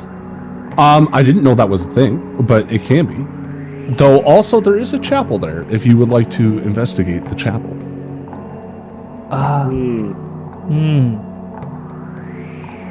What religion is at the chapel? Well, it's a non-denominational church. It's what's that one where they take all of the religions and squish them together? Yeah, that's a non-denominational chapel. That's what chapels Is that what it's called? for. Okay. Yeah. It just plays VeggieTales on repeat all the time. Okay, I may edit this out, but Ethan, in my mind, I would love to see Vay become a cult leader within the prison. Like, I think that's an interesting route for him, but if it's not what you see, then we can definitely take it a different direction. There has definitely been parts of this playthrough as we have gone through where I've I think probably some of the first 5 or 6 episodes in my head, I was like, I wonder if Vay eventually becomes a minister or something to that effect, because there was this whole idea of faith and trying to find that stuff out. And so, yeah, no, I'm there is an amount of, it always depends on the roles and then where things kind of go, I find. But it's true. I will say this. The chapel does have properties that I have thought about and established that would make it interesting to go in regardless of what you roll. All right. But yeah, if you want to continue down the waterways, we can do the waterways. And I'm not trying to dissuade you from that. I just wasn't expecting it. I think both things are very interesting, but I want to put in my my input here because I love my own opinions. I have felt from the beginning of doing this that Vay's progress towards becoming like a preachery type guy has been the main arc of this whole fucking thing. Has been my take on it. That's been the whole story, has been following that path. But yeah, with a bunch of fun stuff along the way. But that's been, in my opinion, the main central focus of what's going on in this entire campaign. But go ahead. That's fair. I'm gonna ignore all that. No. Cool. Yeah, no, if you've got something, if you have an idea specifically with this chapel too, then for sure. I was looking at it and I look at my sheet and it's one of those things where there's kind of been a bit of this divide where some stuff has been, let's go to a church, and other stuff has been, well, let's see what type of Eldritch horrors exist within the waterways. And both have given different levels of fruit. And so, yeah, why don't we take the obvious path first? We'll see how that goes. And then, Okay. I feel like the two things, I'm sorry, I'm going to hijack again. I feel like the two things are not separate. I feel like they're both steps on the path towards where he's going.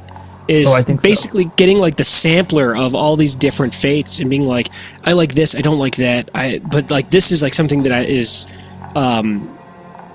tangential. I can or that's not the right word, but you can tangible is the word I'm looking for. This is tangible. I've seen this, I know this is true, and I feel like the disillusionment with like the ecstasy of the flesh and the progress with the other stuff that you've encountered in the water, I feel like is all part of his growth and like guiding him towards where he's going. I don't know. I like it. I like the story arc, and I'm excited about it, and I'm a fan of it.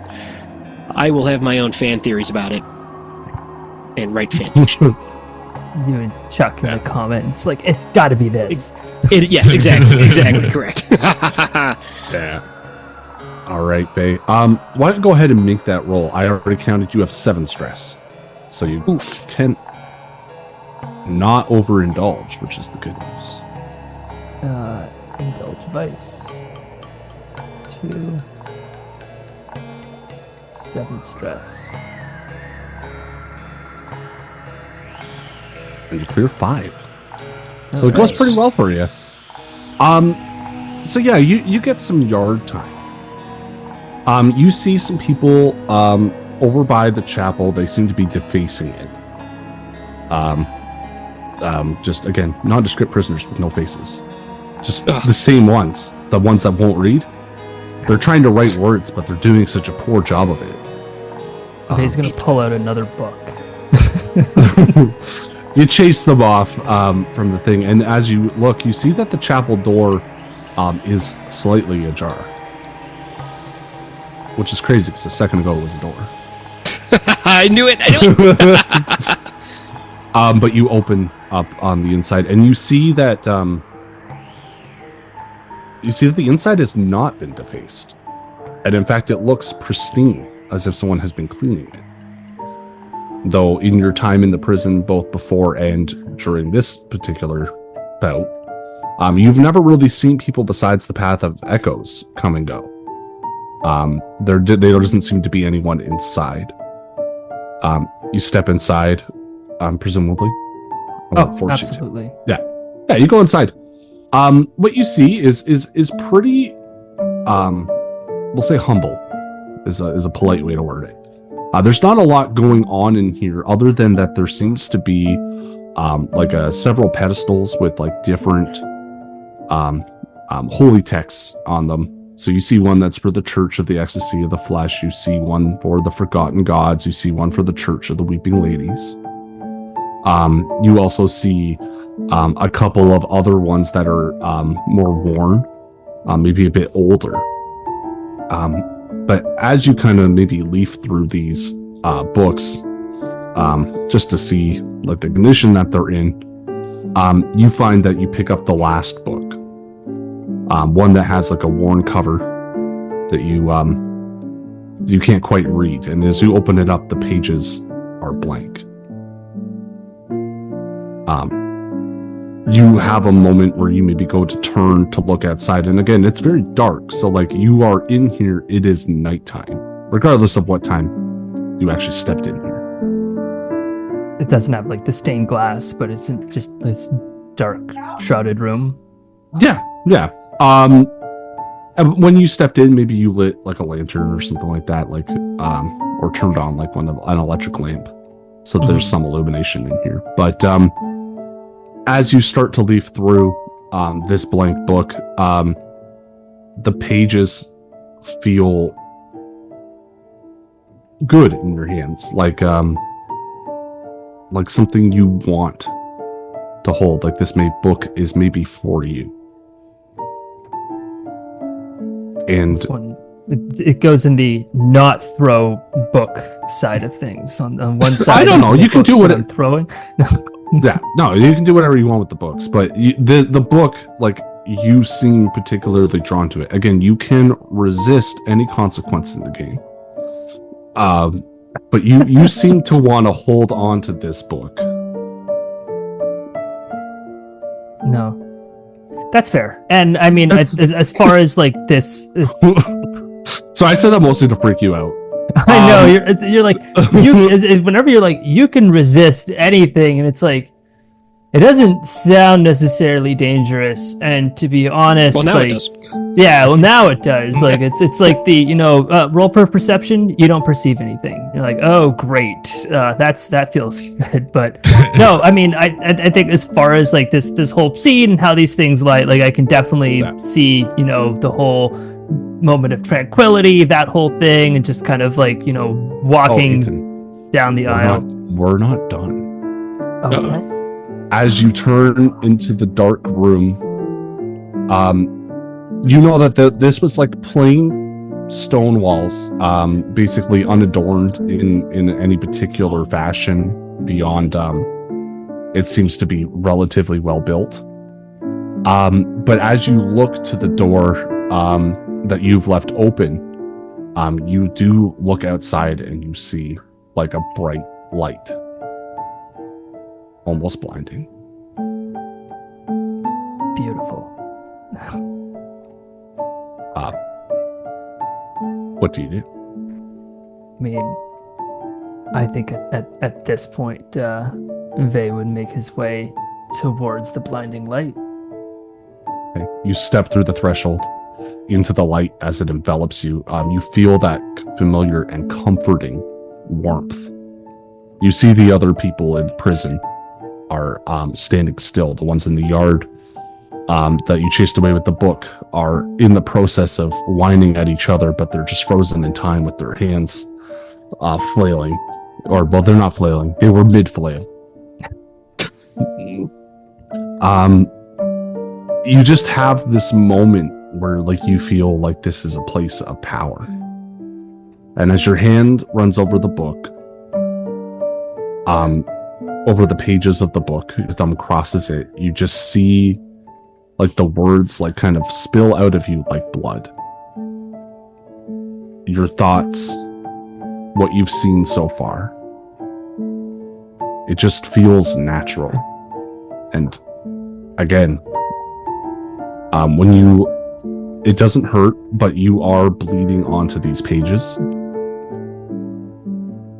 And as you look into the sky, you see like a tall tree with an impossibly large serpent coming out of it, made out of wood, with like a sun in its jaw. And then it's night, and you hear that illiterate man complain about these damn readers who keep smashing me with books. I wish they would stop. Why do they got to make books so heavy? Very cool. And so, is the text still there, or was the text also part of the vision? I don't want to go look at your book. Yes, the text is still there. It does look like it was written with traditional ink. It is, the words are black. And it's a very vivid and it's a description of the journey that you had under the waters. Like in the way that Vey would have written it, if he had written it. It's got a heavy accent on it. Yeah. Yeah. Well, it's written phonetically. Yeah, some people's prose is a little more flowery than others. I don't know what kind of writer Vey is. I don't think very flowery, but yeah. Yeah. It's just bullet points. Yeah, I feel like it might be a very straightforward account of what you saw that day. Yeah. I'm sure if I scrolled up right now in my notes, that would be probably exactly what was written down. Yes. Yeah, you just have this moment where like you got to feel the warmth, and I think there's a certain level of like not only is this place powerful, but perhaps I am powerful. Mm-hmm. Yeah, and so yeah, I guess with that, Vey is going to just kind of tuck the book under his arm for a second, and for maybe the first time. I was about to say first time in a long time, but like maybe since this has this whole game has kind of kicked off since he was last in the prison. He's gonna smile for the first time. Nice. Nothing like power to just kind of make one feel like they're, Powerful. Powerful. Exactly. Yeah. What else do you need? Yeah. It's Like a little bit of power to make you feel powerful. Words are powerful. Yeah, so is power, and then she kills him. That's a Game of Thrones quote, I think. Yeah, it is. Yeah. Really? Oh no. Yeah, seriously. So, some guy is like, oh, like the law and the people are power, and like you don't have power here, but and she keeps talking about power, and she's like, yeah, but power is power, and then she has the mountain kill him on the spot. Oh, well, there you go. Because power is power. Fun is fun. Speaking of power, let's look at Adam's very powerful characters. Alright. Okay. Yeah, Adam, you do have very powerful characters. I think even Lutz would be terrifying. Have I ever told you my pet theory about Blades in the Dark and the world that exists here? No, I don't think you have. Okay. You go to Holton Grudge teaching a class. And he says, I personally believe that 1,000 years ago, when we lost the world as we know it, and we've all known that history, the sun shattered and the lands were filled with demons and ghosts and all that bad stuff. But I think ultimately it's pushed humanity beyond the pinnacle of what is possible. Or it was possible. I think that the average man today would easily crush the skulls of a very powerful warrior from 1,000 years ago. That this is maybe exactly what we needed in order to further human evolution. And that's him speaking. I'm speaking through Holton Grudge to say that I do think that the average man is significantly faster and stronger and smarter than like what a human would be today. And I think that's one of the reasons why like you can do half the shit you can do even if you're like a homeless dude. Oh yeah. Like homeless people in this city could probably kill you without thinking or even trying that hard. I mean, frankly, most people could probably kill me without trying too hard.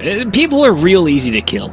I mean, I'm not saying that from experience or anything like that, but like, there's this whole thing where if you like stab a person, all the important stuff comes out. You know, all you gotta do is just rupture the little shell on there, and it all just comes out. Very fragile beings. This is true, but not in Duskfall. These people are hardy. They survive. Oh no, dude, Lude's got fucking stabbed through the chest with a hook, and he's totally fine. Well, that's because he's also very powerful. Exactly. You stab me in the chest with any kind of fishing hook, I'll probably die. I'll get tetanus. God damn it! I got tetanus. Fuck again. Yeah, that is just the thing. I didn't know if I ever said that on the show, but yeah, I do just think that people in this world are incredibly powerful, and it's one of the reasons why even like zero die is like you even when you don't have a skill, you're still able to roll and usually possibly succeed. It's not even that unlikely. But yeah, So that has nothing to do with anything. Nothing that has nothing to do with what any of your characters are doing necessarily. But what are your characters up to? All right. Well, looking at them, I don't need any more training. I can't really do any real decompression stress-wise. Lutz has got trauma, so if I don't try to kill stress, he gains a stress? He gains 2 stress. He has 2 stress? Alright, well, I'm just going to pop those on there, because he's only got 1 right now, so I'm not going to try to do that with him. Let's see. Can I train for special abilities? Yes, you can train your playbook. Rad. Yeah, I will it's do called that. Personal development is actually what it's called. Okay, so here's the montage that we're gonna get. This is gonna be great. It's Marv, and he is in the park doing what appears to be Tai Chi, but it's like really stupid, and it's obviously he doesn't know how Tai Chi works. But he saw a guy doing it one time, so that's basically what he's doing. So he's going like real slow, and instead of doing like, you know, actual Tai Chi stuff, he's just like, punch, and punch, and forward kick, and punch. And then he's doing like the William Shatner karate chop, two-hand punch. Yeah, I love that move. Oh my god, I love that move. And he's doing that. And as he's practicing, he's like, I'm just envisioning the spirits. Sorry, hold on. Let me get back into Marv. Envisioning spirits. I'm going to punch him. Right? Like there's a ghost right there. I'll just punch a ghost. Kick a ghost. Yeah, it feels good. And then a ghost pops up, and he punches the ghost, and it works. He's able to clobber ghosts now. Straight up. With his ghost clobbering power. I guess it's called Ghost Fighter, which is, you know, an appropriate name for this. It says, you may imbue your hands, melee weapons, or tools with spirit energy. You gain potency in combat versus the supernatural. You may grapple with spirits to restrain and capture them. Yes. So he's Ghost Puncher. I do love that special ability. Just like, I would like to kick a ghost in the nards, please. Yeah, dude, he's like, can they feel that? He's like Korg in Piss Off Ghost, and he just like kicks. Yeah. Yeah, so I mean Marv is achieving enlightenment. Nirvana. He's not there yet. Oh, okay. It takes time, at least like 10-20 minutes. And Marv doesn't have that kind of time. He's a busy man. Dio. Yes. So presumably Albatross is not attempting to reduce stress. So what is he doing instead? Or Lechusa, what are one of your characters doing during this downtime?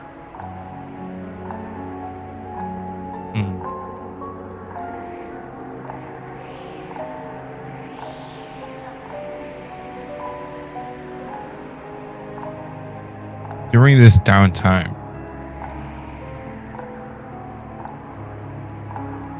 so I don't want Lechusa to reduce any stress just because he has the 2 pips. That's it. But if he doesn't do anything during his downtime, he would get stressed because he's not indulging in his advice, right? No, because he does not have any trauma. Okay. Get back at downtime.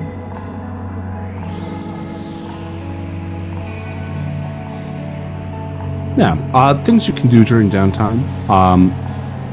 Assets or long-term projects, like we haven't looked at this. Oh, good. In a while. We can indulge vice. We can acquire asset, reduce heat, recover, or start a long-term project. You can also train if you would like to just train again. If you want to mull it over, I do have something queued up. Pardon?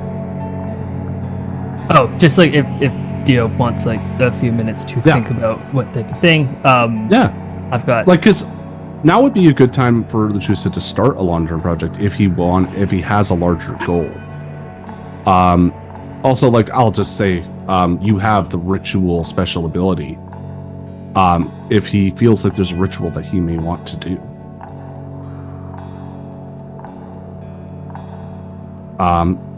With maybe time, we'll give you actually. Yeah, so maybe I'll give you a couple minutes to think about what you want your ritual to do, and we'll go over to Ethan. Because you have one ritual already prepared or learned. Okay. So Ethan, you said you have something you want to do. I do, and maybe this is something that will RP a little bit more in depth next week once CJ is back, is because Drobit's got to recover and repair his broken down chassis at this point. He is he's got a cracked chassis. He is unstable. He is leaking, and he was giraffed last session. Giraffe. Wait, what? Oh yeah, he was giraffed. There was a giraffe-like demon that attacked him, and so he became so you did giraffed. say giraffed. Did I stutter? I thought you meant draft and had a weird thing that you were okay. All right. No, that's why I'm fucking dying, because he really was giraffed. Yeah, Ethan did that to himself, by the way. I have so many questions. What? First of all, what? Aaron was like, Attacked by a man who pick had an giraffe animal hands. that you're afraid of, and I'm like, no, I'm gonna pick a stupid animal instead. So I You picked got a Stay Puft giraffe. Marshmallow Man. Yep, that is exactly it. You picked giraffe, and a man with giraffes for hands attacked you. Weird. Yeah, so Drobit is going to make his way over, clunking and dripping and excessive steam. I have something to say about this. Oh, okay. You go to find Myri in her usual lair, and she's not there. Oh. What you do see is a ransom note. Oh, damn it. Uh-oh. What does the She keeps getting ransom... snatched. Yeah. It says, I need you to bring as much coin as you can. No, sorry. I need you to bring, insert obscene amount of coin here. Mechanically, it'd probably be like 10 coin. To your second favorite library within the week, or I will slay my daughter. Oh, god damn it. It's that guy. And as far as you know, like, I don't think Myri's ever been like, yeah, this guy Eckerd, he's my dad. I don't think you guys No. know who he is. No, she's not going to talk about that. What if she did? Who found the note? Drobit. Drobit. Oh, okay, good. All right, good. I'm glad it wasn't Marv. I don't know who they're talking about. Whatever. This presents a problem, and so Drobit is going to continue to clunk and make his way over to the... I always just envision that there is this like round table. So I know like there's always the gang is there. There's always the Docker gang, and gosh, I guess I don't know who else is there, but Daniel, the Catherine Zeta-Jones and her friends. She's back, baby. Oh yeah, she's back. Never left. She's back. She likes to follow people, but she always comes home. But yes, you see, there's people milling about for sure. I don't know if you guys are welcome to say if your characters are there or not, as well. It sounds like maybe Lachus is probably not there, but Ludes or Marv. Ludes and Marv are there, and they're there before anybody else, and they are sitting there and they're talking about ghosts. And it is the stupidest conversation that's ever existed. I love it. I love it. Like, So you... go ahead. Oh, I don't know what I was going to say, so you say your thing. I was going to say it's probably all this really dumb back and forth of like things that are very incorrect, and I can see like Chiova in the corner like and just not ever interjecting, but clearly knows the answer to like everything that they're talking about. Every time they say something, she just goes, Well, So Drobit's going to make his way into the room and just throw the letter down with now many more oily patches on it than before. And one of our own was taken. We're going to have to make some plans for the next few days. Yeah. And while you're talking and you're leaking all over the table and the books, around. Daniel Derviso comes over and he hits you in the back of the leg with a cane. He doesn't even walk with a cane. He grabbed it just for this. But he hits you in the back. Is it like a Tanya Harding thing, or is it just like a try to get his attention thing? No, he hits you in the back of the knee hard enough it forces you to sit down. And then he's just like, you can't come in here and leak all over these books. They're worth more than my life or yours. And then he proceeds to start to attempt to repair you. Nice. And so he would do so with 2 die. So you can roll 2 die and make that recover roll. Myri would have been better, but she's not here. Where do you recover? Well, you just roll it's a tinker roll is what it is, but you would just roll a fortune roll for 2 die. Oh, I can roll it if you want. Yeah. 2 die. Oh. Well, we both got a success, so it's a success. They were both 6s. That's cool. Yeah, but they don't add together, so no criticals for you. Where is drill bit? So that is going to clear. That's going to be 3 on the clock there. Yeah, unfortunately, you did not fill up enough to get rid of draft. You are still draft. I figured you could spend 1 coin to increase it, and you would automatically fill out the clock. Or you can attempt another downtime if you'd like.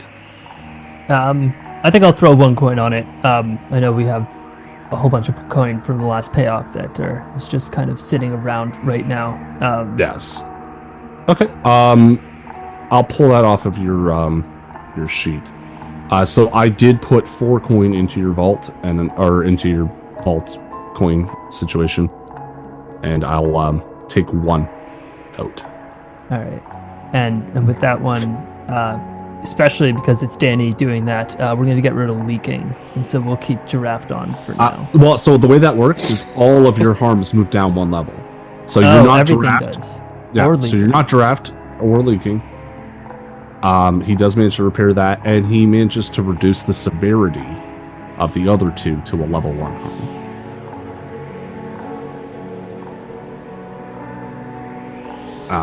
And as he's working, he says, and presumably you're talking while he's doing this, but he does say at some point, yes, I don't know if I can do a much better job than this. It's not really my specialty, but and you see that he's got like a user's manual beside him, and he's like, I'm doing my best, and I think I did pretty good actually.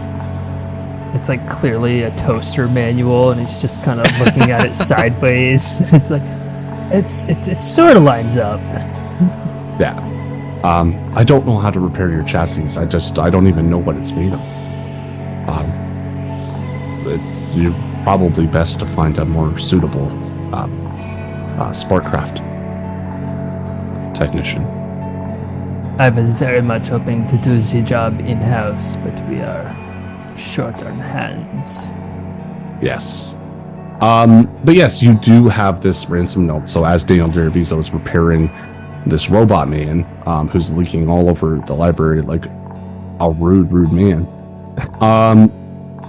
you guys have a moment to talk about what's going on.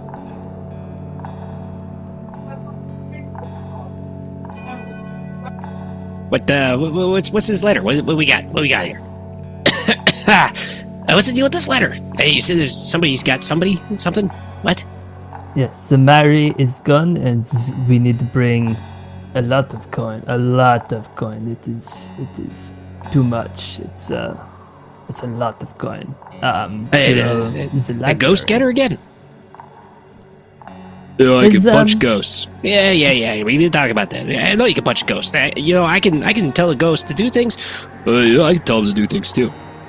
It may be a ghost, but what we do know is it's a familial problem. Both Ludes and Marv look at each other, and then they look at the robot. And both go, huh? Her father.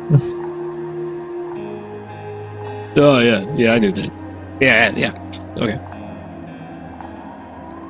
You're like, Father Milliel. Yep. Yeah. We know where the guy is? I mean, where are we supposed to be bringing this money to? And, It said your second favorite library. This Drobit slides the note over for both of them to see and read it themselves. At Boots, you would probably know it. Yeah, they unfold and they look at it together. And Marv looks at it and he goes, yeah. And Luz goes, hey, you can't read. All right, he's like, yeah, I can. Like, give me that. Okay, down by the water. Oh, no. That's not a nice place to go. It's dangerous area. I got I almost died. A lot of people almost died. Well, I know how to get down there at least. Maybe it'll be a little bit better now we got a couple more people coming with. Hey, are we gonna do this? Are we gonna pay for this? Or are we gonna sneak in there? Are we gonna bust some heads? What are we doing? I don't know how to... normally there's a guy that's good at thinking about this kind of stuff. We take a moment to step away from the table. The camera flies out of the library, moves over to Albatross's home. Because that's something we're going to decide next week when our Catherine Zeta-Jones is back. She's going to be so happy with the new nickname. Yeah. She was questionable on CJ DeBono, so... But no, yeah, well, this is something like where that you're getting into planning a score and stuff, and also I feel like it's one of those things where it would just be more interesting narratively to wait until next week. And I also want to make sure Dio gets his moment, because Dio, Albatross is in his home. He's face to face with his brother. Is there anything that happens in that confrontation that we need to know about? A lot's about to happen, actually, because everything's about to go to shit. Oh boy. To kind of start it off, Lechusa did have one ritual that he's been kind of working on as he's been searching for Albatross, in hopes that he would have a response to what can occur. He knows the ritual that Albatross is partaking. He knows everyone that's partaking in it as well. And they're another issue that he wants to deal with at some point. But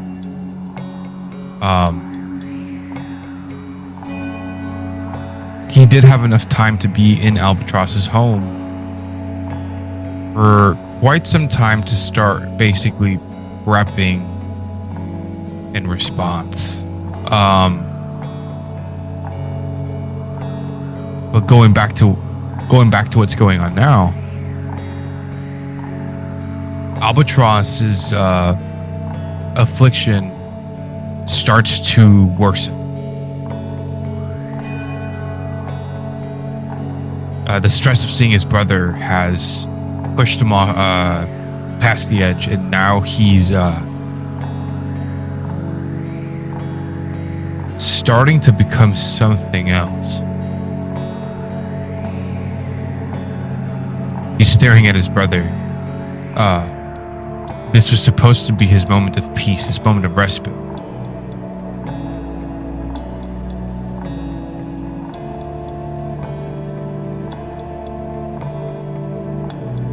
I remember what he said last time. The conversation. And sorry, there's a lot that's happened, and I've been trying to kind of keep up with everything. That's okay. The conversation more or less ended on the realization that it was your brother, and Lechusa saying to Albatross that you are not a good person, that you've done much evil, and I've seen it. Not those exact words, but that's the vibe.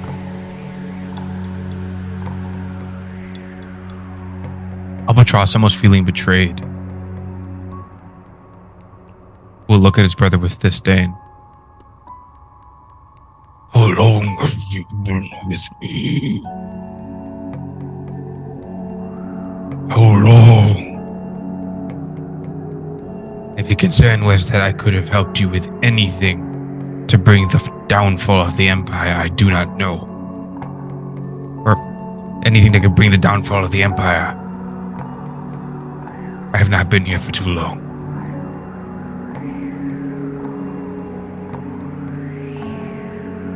I did get to see how you made deals with Scurlock.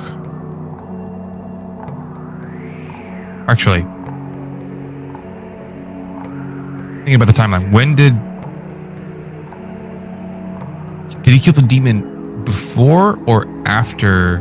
No, he did that before we had to get the eye of Yes, that was before. sorry, I'm trying to keep the timeline.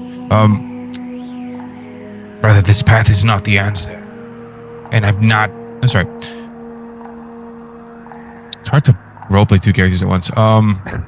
It is. I don't know. Like you took a heck of a challenge on there. Like, yeah. I think the biggest thing is yeah. Like, these two brothers are at odds. And Albatross feels like he's been betrayed because he feels like Lechuza could have helped him with his deeds to bring down the Empire. He doesn't know when he's come to consciousness, and he doesn't know if he really believes him. And Albatross is not one to... I mean, he can be insightful, actually. He can figure out if his brother is lying to him, how much he would actually know.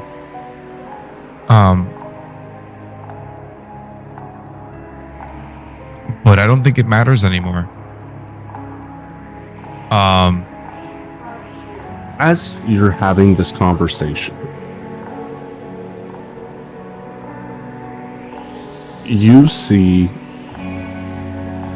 a bomb come in through this round window in the sunroom. No shit. Albatross and Lechuza are in a position to take a level 4 harm fatal. You can resist to bring it down, or you could protect you could use one character to protect the other.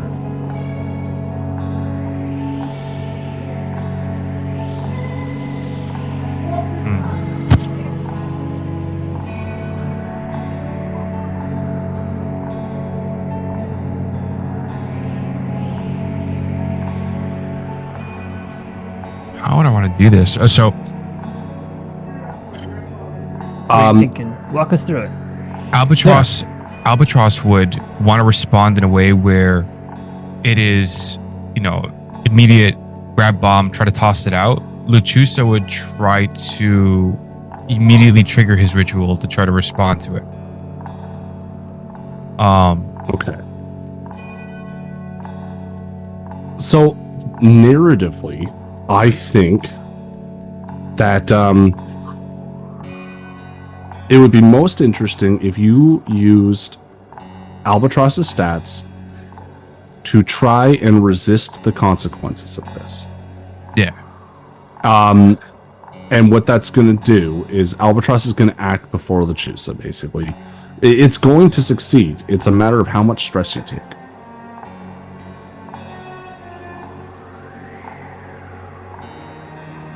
And so, why don't we do a resistance roll? Okay. Using prowess. Albatross is pretty good at this, so we'll see how it goes.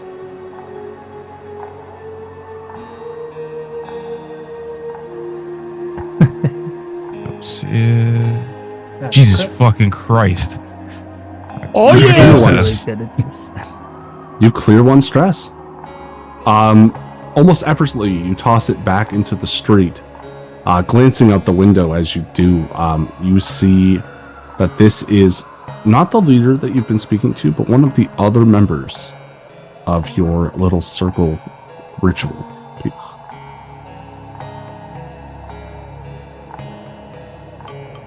Do both Albatross and Lechusa see him? I think Albatross is close to the window, so Albatross sees him. Just in time for the bomb to return down, and that man is dead. Yeah, you watch that man have the bomb thrown back in his face. It explodes, and he is no longer there. And you hear the ringing of the bell. In Night Market. Ooh.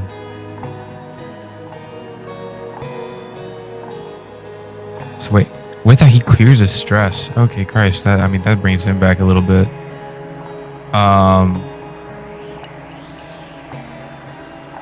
Anything can happen, and that's part of the reason why I didn't want to go over it earlier, is because you might accidentally clear stress. Like, you throw a bomb, and Albatross feels better about it now. He's more calm. It's like, oh, that was pretty rad. I feel good about myself. Yeah, what about that makes him feel like a little less closer to the brink?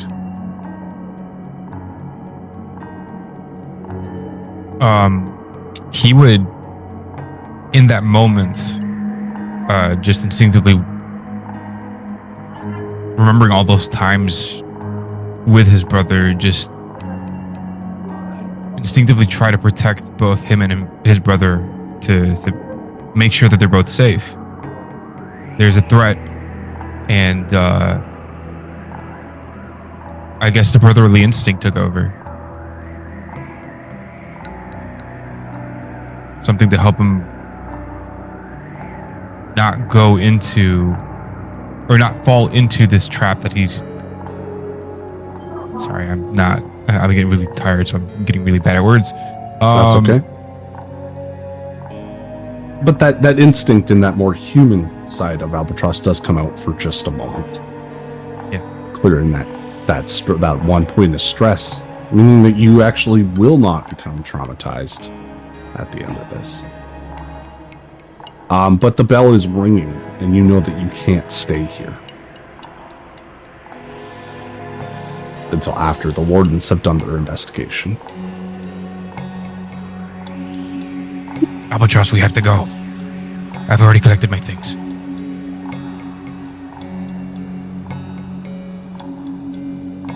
Grab what you need. Let's move. And the two brothers scramble outside the building. What is this ritual that you're discussing? Because to describe in response to what Albatross did, Lechusa's response as well was, you see an amalgamation of spirits start to come out and become this gigantic embodied person, and almost like for anybody who watches JoJo, a stand. Okay, yeah, so that is a little bit different than the mechanical ritual. Like, that is just like a cool magic ability that he has. A ritual is a long-term project, always. And it says I already have a ritual already kind of like... Yeah, so this is like the magic version of crafting. Yeah. You're like inventing a spell or an effect that is above and beyond kind of what is normal in the game and what might be covered under special abilities. But we can take some time and think about that if you don't have one ready, but if you don't have another downtime action planned, because we are getting towards the end of the night, so we will look at this montage of events here, guys. Two brothers leave this home in Night Market, shuffling down the streets. Did they go together? Yes. But it will be actually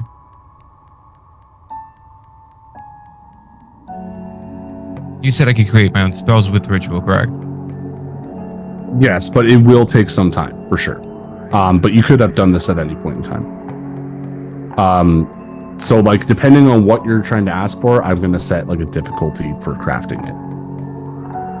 You will also take stress for doing rituals. They're really rough.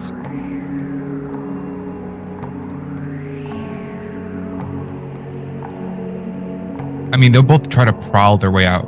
Both, I mean, Lechusa being being rusty at being able to sneak around, but Albatross having all of his experience in Duskfall will do his best to try to lead his brother through the alleyways, rooftops, and. Yeah, absolutely. You guys make your way out. We're narrating this more than we're getting into. Like, there's not going to be a roll here. Just the scene has to end, and so there is spirit wardens coming. Yeah. So, and as they're running away, they look back at his apartment. Yeah. You just see Lechusa look at his brother and say, "So you built my contraption. Got to see the sun." I did.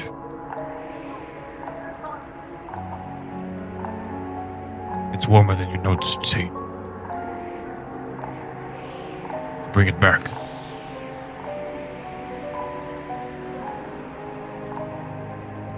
Yes, we do. And they go. Sorry, I just... No worries. Yeah, and that scene ends. We see Drobit and Ludes and Marv trying to make a plan about what they might do about Myri. What they don't know is Eckerd sits inside the library, inside of the down below the city. He is sitting on his old cot, reading a book, when Myri enters the scene. She just walks in to the library, to where he's sitting. But you said...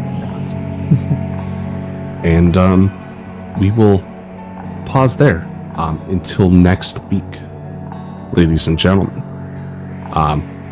I got to surprise CJ with that little bit of information. I got to think about this. Is there any more mechanical downtime stuff that we want to do very quickly? You guys got coin, you got a little bit of rep you could spend if you need to. I think this is exactly what we did to CJ last time that she missed a session. It's like we start like she came back and it's like, and there's a gun to your head. And so now it's like, and you're kidnapped by your father. Perhaps. But sorry. Yeah, no other mechanical things on. So we'll call it there. Let's do some XP very quick. We'll start with crew XP. All right. At the end of each session, for each item below, mark 1 XP, mark 2 if it occurred multiple times. Did we advance the agenda of our deity or embody its precepts in action? I think so. I think so as well. I think that definitely 1 XP for, they had a moment. Yeah. Oh, yeah. Stepped 1 step closer to his Lord and Savior. Himself. It's your boy. Yeah, maybe just the 1. I know that was like a larger scene, but it only happened once. Yeah. Unless there's... Yeah. Do we contend with challenges above your current station?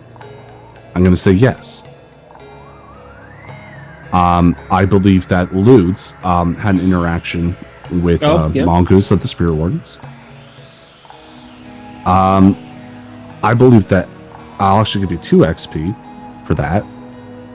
Because Albatross is finding himself at odds with a particular group of people who are also more powerful than you. Not by a lot, but enough. Ooh. Did you bolster your crew's reputation or develop a new one? Your crew reputation is ambitious. Anyone feel extra ambitious this week? Nah. It wasn't a very ambitious week, but it doesn't generally feel ambitious in the off weeks, I find. Yeah. Do we have a reputation for wrecking stuff? Yeah, I think I do have a second one on here. Because I believe someone threw a bomb and blew something up. To be fair, you guys didn't do that. They threw it at my characters, and they were in response said no. But then you threw it back out, so technically, it was by basketball rules, you're the last person to touch the bomb. I appreciate the pitch. I appreciate the pitch so much, but I'm not going to give it to you.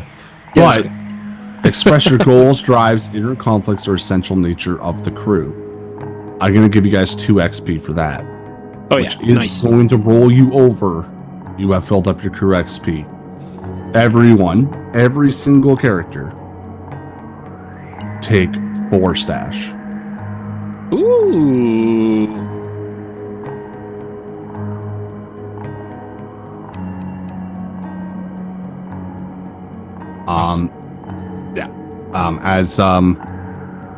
Oh, and there's one more thing we haven't done, except that it's not worth doing because you literally cannot succeed at it, which is the vice den roll.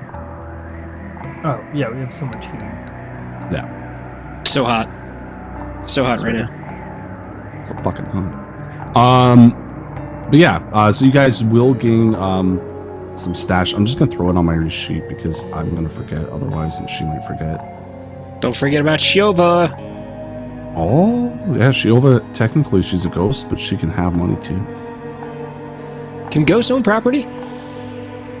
Depends on what faction you're in. Fair enough. The Reconciled own property in Braidstone. And they're all ghosts. I don't think... You have actually bumped up against the Reconciled. I think this is the only one I've run where nobody's been like, I want to talk to those people. Which is just a fun little fact. All right. The Reconciled are a faction of spirits that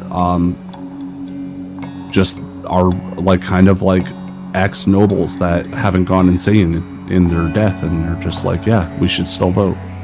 Which is so funny because like we didn't shut up about that for the first like 12 episodes, and then we didn't actually talk to them. No, you kept talking about people who were a lot like them.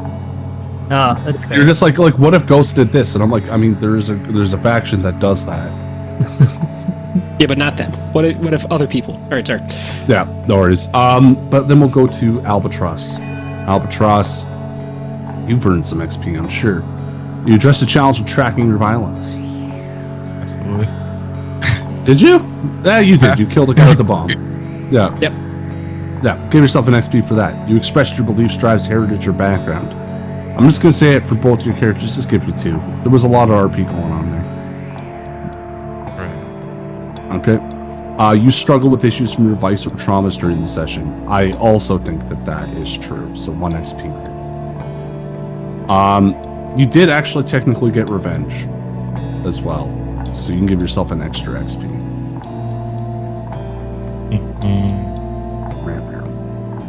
Also, you are at max stress. Sorry, you didn't get to roll over. It's just the way the cookie crumbles.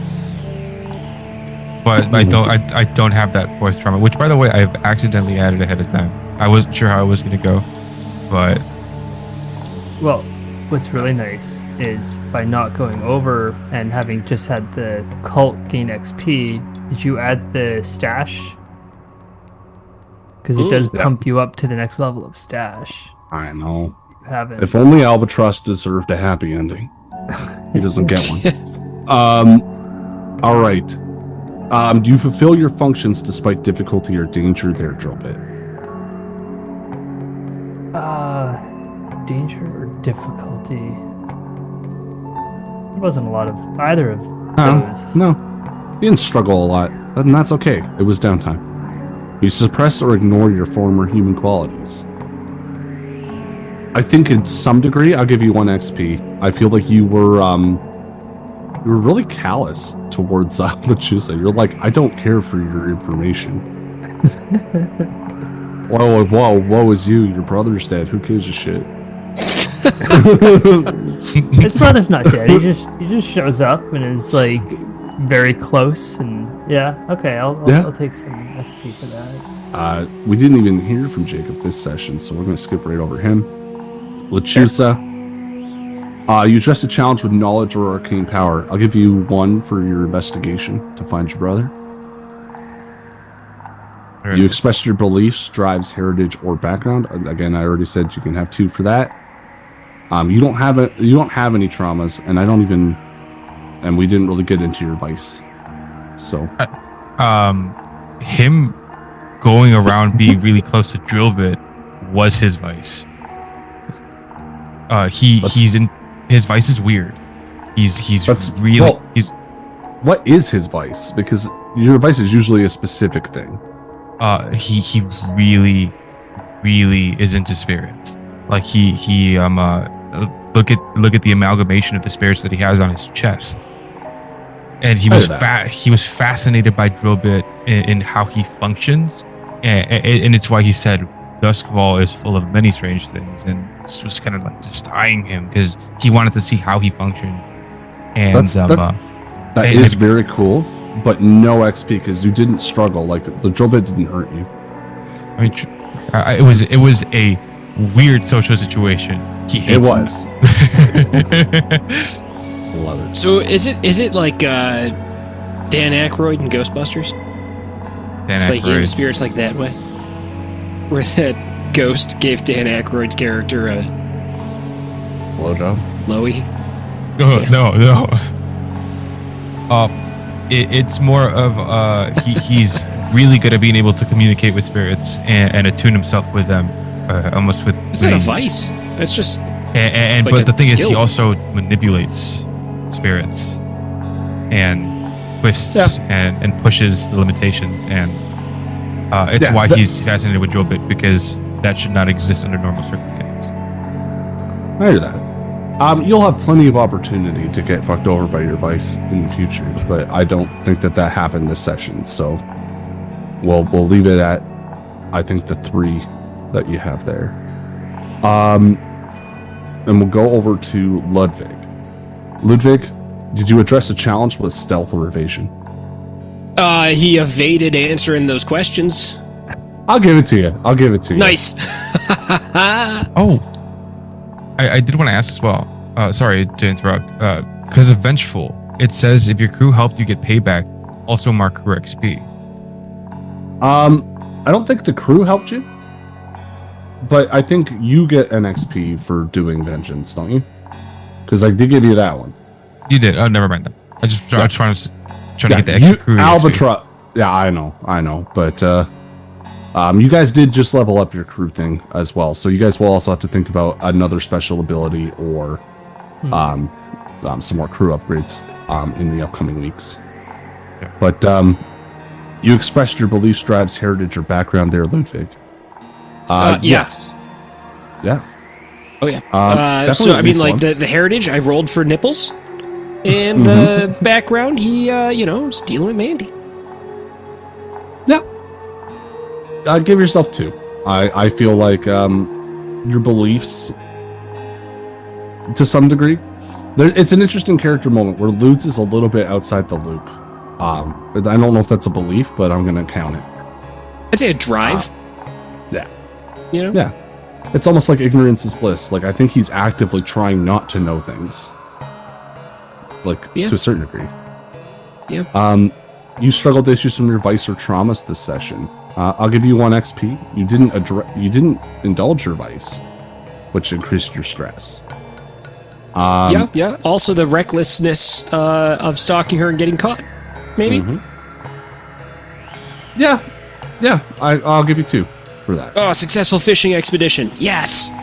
Yeah, I do say yes sometimes. I should say yes quite a bit. I'm pretty lenient. You address the challenge with violence or coercion? Oh, sorry, hold on. I got 5. I gotta put somewhere.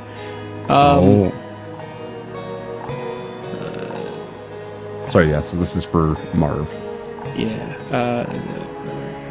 You know what? You're dealing with that. I'm just gonna go right to Vay. Yeah. Do the next person. Then come back. Vay. Did you address the challenge with calculation or conspiracy?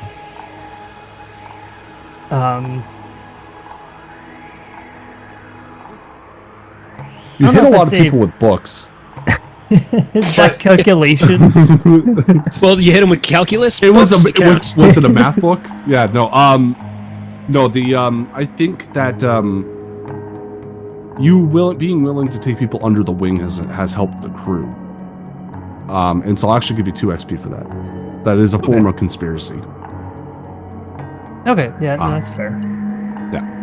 You express your beliefs, drives, heritage, or background. Definitely 1. You had a pleasant moment. Chatting with Adam. Yeah. What? I was thinking about when you walked out into the sun again, but Adam was pretty great. I was thinking. Sorry, I kind of gathered that stuff off into the vice side of things because that was all. That's fair. I was actually going to be kind of mean about it because you technically didn't struggle with those issues. It went very well for you. Oh, okay. Well, I mean, yeah, if you want to throw it into beliefs and drives, and I didn't really struggle with the vice. Yeah, so we'll give you 4 XP for the group session here. And we'll go back to Marvin. All right. And this is the last one for the night. We addressed the challenge with violence or coercion. You did. Coercion. You coerced Albatross of all people. Oh yeah. Or no, Albatross's brother, Rachusa. And I apologize if I'm saying that wrong. No, you preach, but good. Okay. Yeah, so give yourself 1 XP there. I don't think you violenced anyone else. I mean, he punched ghosts in his training montage. I'm gonna put that in with beliefs, drives, heritage, or background. I'll take it. I feel like he believes that if he does Tai Chi well enough, he can punch ghosts. Well, it's true. So some beliefs are true. So I'll give you 1 XP for your training there, leading you to punching ghosts.